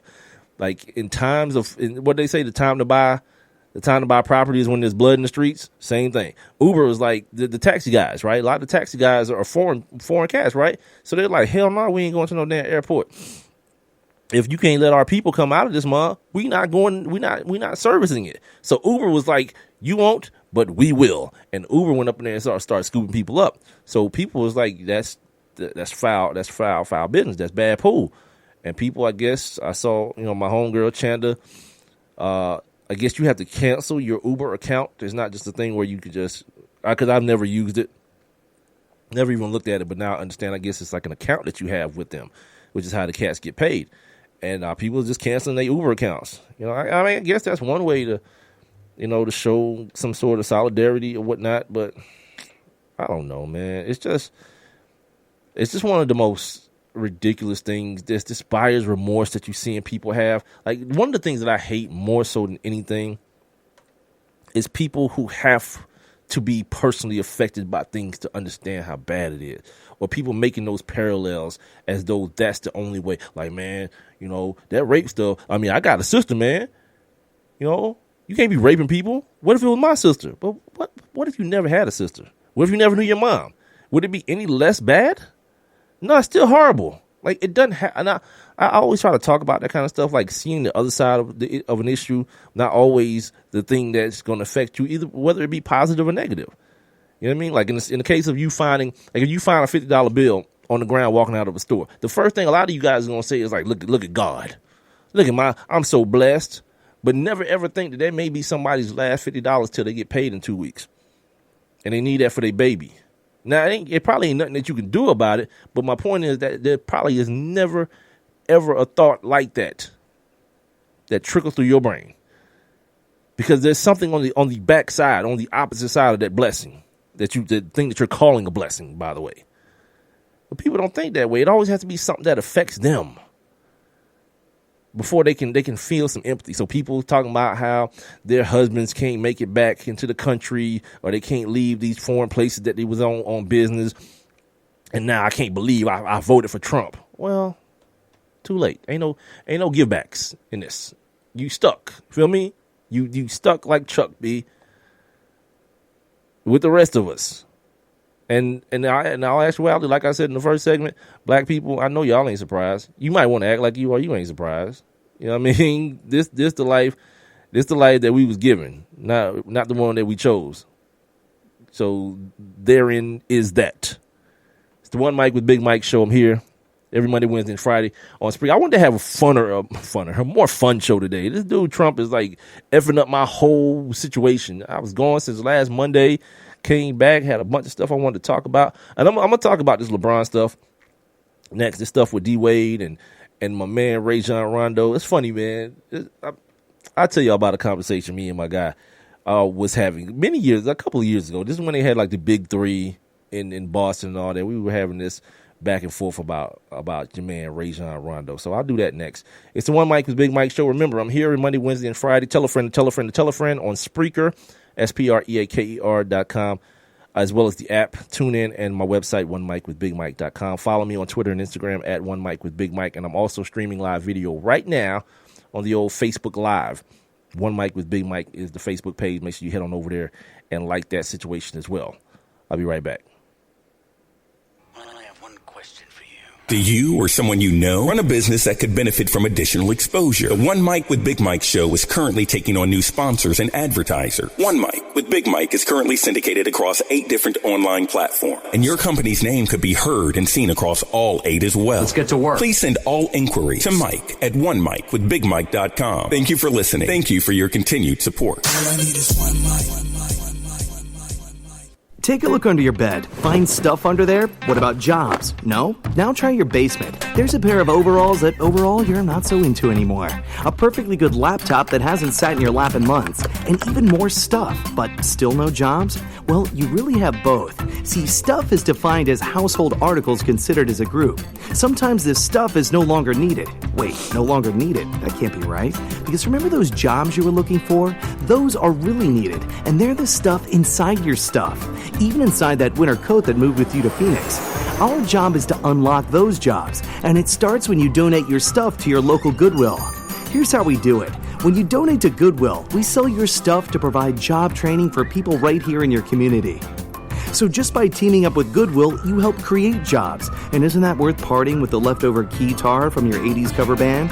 Goodwill. Donate stuff, create jobs. Find your nearest donation center at goodwill.org. A message from Goodwill and the Ad Council.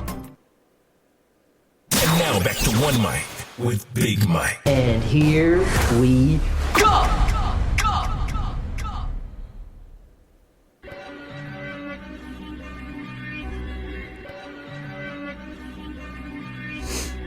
All right, last segment of the show for Monday. First Monday back since last Monday. Here on the One Mic with Big Mike show. Right here live every Monday, Wednesday, and Friday on Spreaker.com. Starting at 7 o'clock, going to around 9 o'clock. I'm also on the Spreaker app, so download that for all your mobile devices, your phone, your tablet, whatever you might be rocking. Also, check out the website, onemicwithbigmike.com. The show is also available on demand on all 4 of those outlets, as well as on iTunes, iHeartRadio, Stitcher, Google Play Music, and YouTube.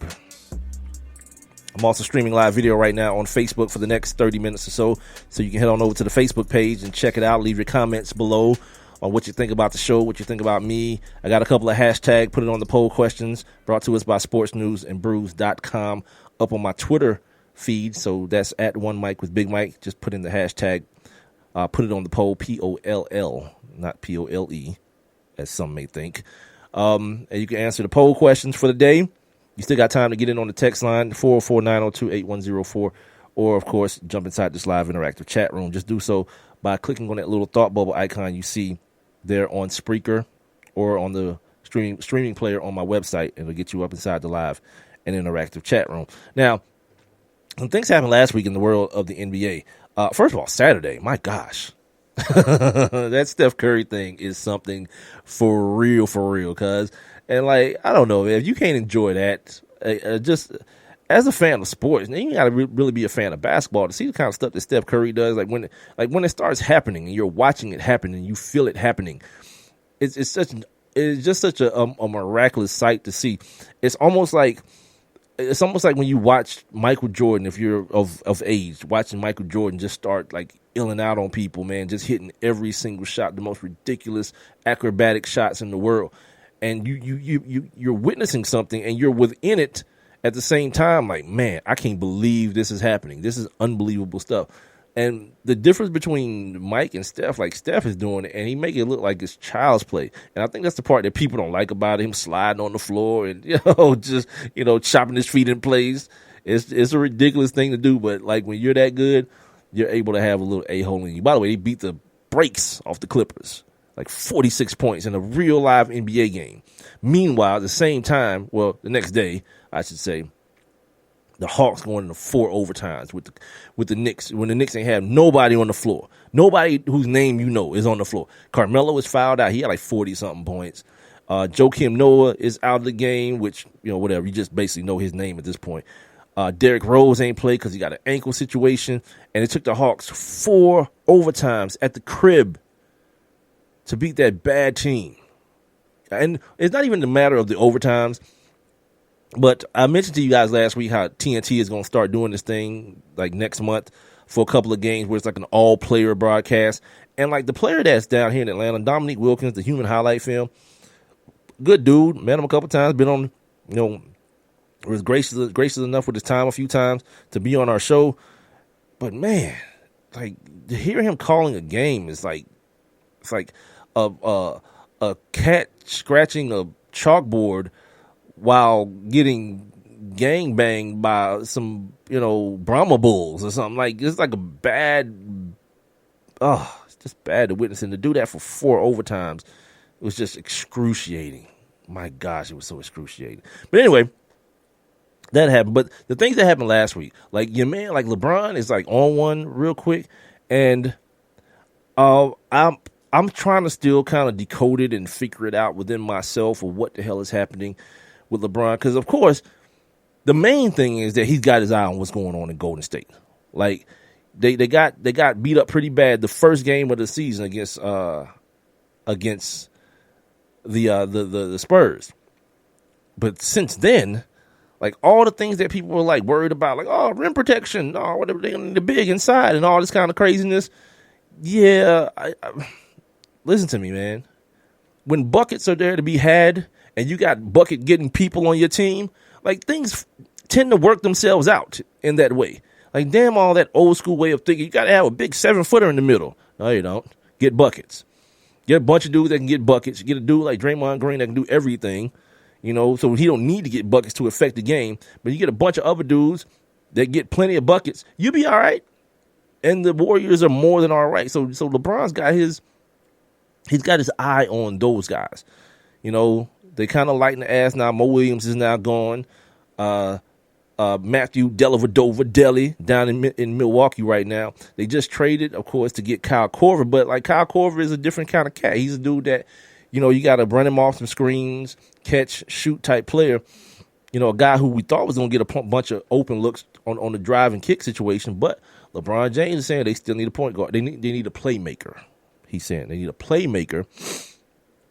And many have said backup point guard. He said it, as a matter of fact. It came out of his mouth. They need a backup point guard in case something is to happen to Kyrie. And also so that he didn't always have to run the point with Kyrie on the floor. So with that being said, I don't know if he knows this consciously and he wants to do this because of the relationship between he and the management, Dan Gilbert, the owner, to be specific. But saying that publicly, that's terrible negotiation technique. Like, this is exactly what I need. So everybody who got like a point guard is like, all right, since you say you need this and it's going to be integral to your championship aspirations, we want all of this in return. So as you see, like certain deals have fallen through. Like the deal, supposedly there was a deal on the table for Carmelo. Cavs was like, nah. There's also just reported today that I read, this kid from the 76ers, C.J. McConnell, this white boy that plays point guard, gritty, perfect Matthew Dellavedova type clone white boy, but he ain't from Australia, like tough, rugged cat. But the Sixers was like, hell no.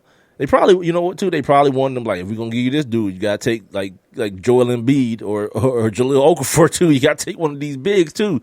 And apparently, the Cavs ain't want to do that. But LeBron, man, it feels like he's just trying to, like, flexing his muscle on this dude, Dan Gilbert, when Dan Gilbert could possibly be like, look, I got what I came for, B. And you had me spend more money than anyone has ever spent in the history of the NBA. Luxury tax plus salary on guys like Channing Frye and guys like Tristan Thompson. Yeah. What else you want? And like, think about the guys that have done that. Mark Cuban got a championship and just fell back. He got all the things as an owner that he wanted out of that championship. He's on TV shows and all this kind of crazy stuff. Yeah. He's as popular as going to be. And the difference probably is he got a superstar in an all-time great that he gets along with. It's a different scenario than what LeBron is in. LeBron, I still think they showed a clip of the championship on the championship after the championship on the podium where Dan Gilbert is trying to like hold the trophy up with LeBron. LeBron was like, "Give me that, you little mother," and just took it from him. And Like, Dan Gilbert is sitting there doing like the Lion King thing. Like, he's holding his arms outstretched. Like, wait a minute, what's happening here? I'm the owner. Yeah, dude, but I'm LeBron. Now, the thing that LeBron may not realize is that tub may not stay warm forever. You're dealing with fans, dude. So if you think like you can do something and you can keep being petty, and then Dan Gilbert is like, whatever, dude, then bounce. And then you bounce and go somewhere else, that they going to be in the streets burning Dan Gilbert jerseys? Nah, cuz it'll be you again. You know what I mean? You'll go from hero to heel again. It's not one of those situations. I don't know this, but this may not be a guaranteed situation where you've earned yourself so much cachet that people won't look at the situation and be like, look, man, look what you done. You done messed it up again, dude. You left us up here with Amon Shumpert and JR and left Kyrie alone. And by the way, too, speaking of JR Smith, like, dudes like Brad Doherty, you gotta stop telling me how integral J.R. Smith was to everything. Like, he's the reason that things aren't going that well for the Cavs. Come on, man. If that's ever your answer, like if anybody ever asks any team, like, you know what they missing? They missing J.R. And that's the answer to your team being bad. You probably got a bad team, and this is not a bad team. So I'm definitely not willing to go down that route and say this is what it is. Now, I understand LeBron James, his position. He talked about his age. He's getting up there in age. And before the season, if you guys remember, the one thing he said is that, you know what, I'm chasing the ghost. I'm finally admitting that I'm chasing that ghost. He wants more championships. Like that getting one in Cleveland, that had its novelty for a city, for a state, for a region within that state, or for a region outside of that state, excuse me. For the other guys on that team, but he already had two. Now, as far as that city is concerned, he's immortalized himself. LeBron is now looking to immortalize himself globally on a worldwide stage, and he feels like the way to do that is to either, come close to or eclipse Michael Jordan's championship numbers. And in order to do that, he's throwing his weight around a little bit, man, with them white folks up there in Cleveland. Like, look, son, this is what's going to happen. And this is what you gonna make happen. And your man's like, damn, dog. You know what I mean? Like, you trying to hit my pockets, like, at every turn. And if you're LeBron, you like, hell yeah, dude, I am. Like, this whole thing about, too, that LeBron came back to Cleveland with the understanding, with an agreement with Dan Gilbert that, he wouldn't have any discretion when spending into the luxury tax. Like, who makes it? Like, first of all, when somebody makes you a deal like that, who believes that? Like, I'm just going to keep spending money until I don't have no more. And then when I don't have no more, I'm going to borrow. And when I don't have no more to borrow, I'm going to steal. Like, who's going to believe somebody who says that to them? And then for the most part, though, he's done it. But, like, at a certain point, you got to believe that there's a cutoff. Like, the tap is going to run dry eventually. My man, you got to just, you just got to roll with what you're going with. Like, this whole thing they got going on in Golden State is real. This whole KD and Clay and Draymond and Steph, it's a real thing, man. And maybe, it just, your time is up at this point. As long as they doing what they do, your time is up. You're not going to get a backup point guard to help you get over the hump against those cats. Nah, playmaker. Who, Carmelo? I don't know that Carmelo is Carmelo anymore. Yeah, you might just be stuck, B. Him with the Clippers, maybe a little bit. But I call the Clippers the Hawks West.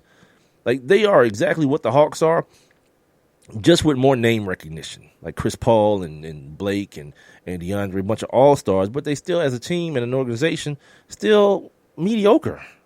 Never great, just good. And just, barely good enough at times. And every now they'll show a flash or show a spark, and then that spark will be quickly dashed, and it's back to reality. Same two organizations, man. Oh, the other thing, before I get up out of here, this whole thing with Dwayne Wade and Jimmy Butler, like, that was some weak sauce, man. You know what I mean? Like, people always talk about, like, folks going to the media and speaking anonymously, like, not putting their name on stuff. Like, the other bad part of that type of sentiment is when you don't put your name on the people that you're talking about. Like, these dudes came out here like, people don't care as much as we do. individually, they were saying, I do. Like, I just care, and I've been in the league this amount of time, and I'm this age, and it should bother you. If it's not bothering you, it's a problem, and all this kind of stuff. And like, yeah, people going to take offense to that, especially if they feel like they working hard. And then when you have a team meeting and the dudes that you're talking about, I guess specifically the young dudes, the Michael Carter Williams of the world and those folks, it's like, yo, dude, but you don't even practice. Like, how about leading by example, my man, talking to Dwayne Wade, and all of a sudden now he's practicing, and I heard like what's the kid's name? The dude on the jump today, him and Byron Scott talking about, Dwayne Wade don't need to practice. He's built up enough time. He just got with his team. What time is he built up? That stuff in Miami don't count for nobody. No one cares about that. No one should care. Like, those are all things that you've won. These are people who are trying to win. So then, the one dude that's going to do what the other dudes won't do on that team, his name is Rajon Rondo. He came out and was like, hold on, pimp. Before we go down that road, let me take you down this road. And so he posts an Instagram post as a picture of him, KG, and Paul Pierce when they were with the Celtics. And, notably missing is one Ray Allen. They had their situation. He and Rondo had their situation. He felt like he should have been the other member of the big three and not Ray Allen. But here's what he said. He says, my vets would never go to the media. They would come to the team. My vets didn't pick and choose when they wanted to bring it. Ooh. They brought it every time they stepped in the gym, whether it was practice or a game. They didn't take days off. Ooh. My vets didn't care about their numbers. My vets played for the team. When we lost, they wouldn't blame us. They took responsibility and got in the gym. They showed the young guys what it meant to work. Even in Boston, when we had the best record in the league, if we lost a game, you could hear a pin drop on the bus.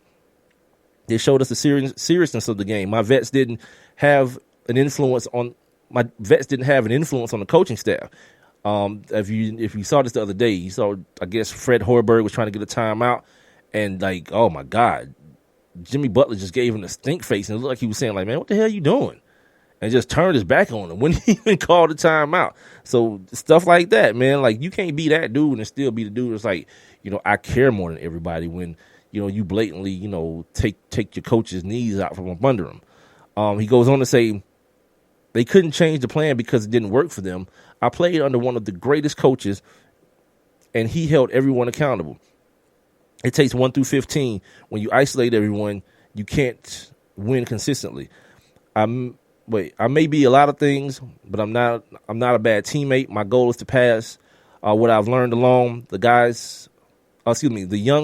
young guys work. They show up. They don't deserve blame. If anything is questionable, it's the leadership. Bang. This is what happens, man. Like, when you get on your petty, it's very, very acceptable for the next person to get on their petty as well. You know what I mean? and run it that way. And that's what Rajon did. Rajon came back and was like, look, cuz, it ain't all on them. What about y'all? What about you, Dwayne? You don't practice? What about you dudes that's disrespecting the coach, worrying about your numbers and all that kind of stuff? Yeah. And it's so funny, man, like seeing or like reading this from Rajon Rondo. Years ago, like around the same time that he's referring to, me and my man, Rob Calloway, was conversing about, we was doing that sports radio thing, like the best point guards in the league. And I can't remember who we were talking about. I think even at that time, like Darren Williams was in the conversation. This is how long ago this was. But he was bringing up Rajon Rondo. And like, I'm very rarely the dude that's going to argue about stuff like that, like he is or he isn't.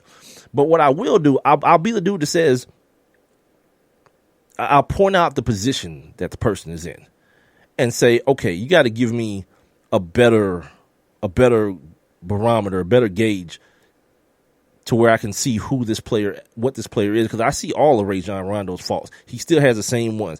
He can't be a point guard shooting like 40% from the free throw line. One, he has no jump shot. He has extremely ill court vision. You know what I mean? He passes the ball well. He got a nice handle, and he's long and rangy defensively when he decides he wants to play. And that's crucial for me to say, when he decides he wants to play a little defense. But my point to Rob at the time was that this dude is playing with like 3 Hall of Famers and a Hall of Fame basketball coach maybe, and Doc Rivers. let's see Rajon Rondo without that. And the minute we saw him without that, things begin to like expose themselves. Like the deficiencies he already had became even more glaring. And then the personality that he is, I guess, begin to come more to the forefront as well, and people start paying attention to more of that because of the fact that this game was, for lack of a better word, trash. And it's just so hard for me to like believe that was even actually ever a conversation, man, because of what he is now. Now he's people talking about this dude about to get cut. Like, he might not play another game for these dudes or another couple of games if they can't trade him. They gonna cut him. That's like, word? That's what's hot in the streets with Rajon Rondo? He was set to get like a max deal like 3 years ago. And now, nada. All right, man, we got a couple minutes left here. Got a couple minutes left in the show. Let me make sure I clean the plate real quick before I get up out of here. Don't forget on Monday. Oh, excuse me, this is Monday. Don't forget on Wednesday, man. I'm gonna be jam packed, pretty much the whole show. I don't know if I'm gonna have time to say anything of importance. Not like I said anything of importance tonight, but I'm sorry, my sheet is gone. Oh, here we go. All right. On Wednesday, Alex Cavtall, my man from NFL Draft Blitz, we're going to talk about the Senior Bowl. The next thing that's going to be coming up is going to be the NFL Combine. I got a couple of prospects on the hook a little bit, some kids that participated in the Senior Bowl. I'm just waiting on some confirmations on them to get them on the show and trying to pick their brains a little bit and ask them some of these dumb questions that everybody asks. So what are you going to do with your first check? You know, who inspired you to play football? You know, where's that inspiration come from? You know, and all this kind of craziness. We'll acquiesce to that and hopefully try to get some information out of some of these kids, especially from the smaller schools that, you know, don't have all the coaching and the media coaching. So we'll try to do that starting Friday. I'm going to try to at least get one kid on Friday. I'm not going to tell you who it is yet, but I'm having some correspondence with the school because the kid doesn't have an agent yet, which is always a good deal. And also on Wednesday at 8 o'clock, I'm going to talk to former Patriot, Bobby Hamilton, two-time Super Bowl champion with the Patriots. We're going to talk to him about all this Patriots way nonsense. And he was at the beginning, that first Super Bowl with Tom Brady. He was there. He won and won. He played, too. It's not like one of those dudes, like, was on the bench. I actually tried to get some bench guys, and he gave me the old stiff arm. How about that? But no, this cat actually played and performed, man. And he got this real ill story just surrounding the Super Bowl. The last time they was in Houston, he got this crazy story, man, that I want to get into more than I want to get into any football type stuff. And then on the same day, 8:45, the ladies from Girls Chat Sports are going to invite me on to their podcast, and I will in kind do the same in kind, and they'll be on for the last couple minutes of this show. Right around this time on Wednesday, I'll be talking to them during their podcast, and they'll be talking to me during this podcast, and it'll be something fun to do. I don't really have any inhibitions when it comes to this type of thing. Anything that I can do to help them out and help me out and try to figure out some new things that people aren't really doing, because I don't think anybody else is doing stuff like that. So that'll be what that is. Getting back to the Pro Bowl, did you ever see Ray Lewis? Trump supporter Ray Lewis giving a damn get hype speech for a Pro Bowl, playing every down like it's your last craziness. What's wrong with that? They gonna find out, man. Some crazy CTE is going on with that dude, man. And it ain't even funny, man. It's he's just such a weirdo, douchebag jerk. You know what I mean? Why are you here, dude? You're done playing. Stop. Just go and do something different. You tried your thing at TV, and they told you were bad. Now you're joining everybody else over at Fox, and they're giving you a little airtime. Just, run that. Also, too, speaking of people, shout out to Chris Carter, man. And this other kid that's on Fox, he fills in for Colin Cowherd, and it's probably the only time that I look at Colin Cowherd's show. This kid named Nick Wright, he's a real, he gets it, man. He knows what he's doing. So shout out to him, man. If you guys get a chance to hear this dude Nick Wright do radio over there at Fox Sports. He's tremendously on his stuff. There was one other thing. Last thing, and then I'm getting the hell out of here. So I don't know if you guys saw this yesterday. I posted it on my Facebook. This dude in China. This is why, man. This certain things should happen to people, and there is no reason to feel sorry when this happens to somebody. This dude He tried to sneak into the zoo, and he found himself away into the zoo. Instead of paying the cover, he snuck on into the zoo, but didn't realize when he snuck into the zoo, his ass was in the tiger cage. Yeah, them tigers mauled his ass to death, too. They tore his ass up doing the things that tigers do. You know what I mean? Like, stop playing. Like, first of all, you got these animals in captivity and thinking that they cute and cuddly and people walking around and look at them. Like, I don't even understand that whole situation. Like, why that's a thing. You want to go look at lions and tigers. I'm not the dude I don't care. These commercials that come on late at night about animals going extinct. One of them was a tiger, as a matter of fact. Like, I don't know what that means. Tell me what it means for, like, everything else. Like, if tigers go extinct, what does that mean for, like, the environment? And you know, is it going to throw off some sort of is it going to create some sort of imbalance or something like that? If that's going to happen, okay, holler at your boy. I'm all on your side. But if it's just like, you know, the final black rhino was killed last week. All right. I wouldn't have known. I wouldn't even have known that was a thing unless someone told me. You know, and for that reason, I can't force myself to care. I mean, things go extinct all the time, man. Like the bees, don't let the bees go extinct. If the bees go extinct, it's a problem. We're going to all die. That's the thing that people should be aware of. But, like, all these other things that these white folks be in the woods and living with monkeys and all this come on, B. You just doing that. I think you just doing that for attention at this point. So anyway, the people at PETA chimed in, of course, and they said attacks by captive big cats on people, which occur with staggering regularity, illustrate the profound level of stress, anxiety, and agitation these animals experience every day of their lives. You damn right. It's a damn tiger. It's supposed to be out with doing stuff that tigers do. You know, eating frosted cereal and things of that nature. Not in no damn zoo all depressed and cooped up and your little bad kids throwing stuff at him. Gee, good for that dude. That dude got ate up by a tiger. That's how he died, B. Trying to save money on admission. Not everybody got paid for this dude to get buried. Yeah, you talk about freaking irony. That's the best kind right there. I don't feel no kind of way for him either. Pay your fare. It's the One Mic with Big Mike show, man, here. Finally made it back on a Monday. Appreciate you guys for joining me. Thank you to my man, Ben Troupe, once again, for hanging out with me and doing Troupe Talk. We got one more of them joints next week following the Super Bowl. It is Super Bowl week. Apparently now they got media night now is going on, which is also weird. But if anything comes from it, I'll bring it up on Wednesday. Don't forget also Wednesday, Hump Day, and it's Woman Crush Wednesday. So I'll introduce you to this week's Woman Crush Wednesday on Wednesday, of course.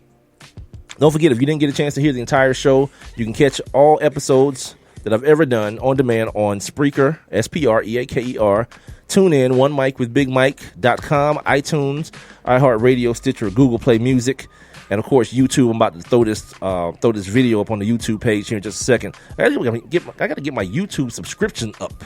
So make sure you guys subscribe to the YouTube and to my iTunes and favorite my iHeart and my Google Play and my Stitcher and all that. I got to get my numbers up, man, so I can start bringing in some dollars on this joint.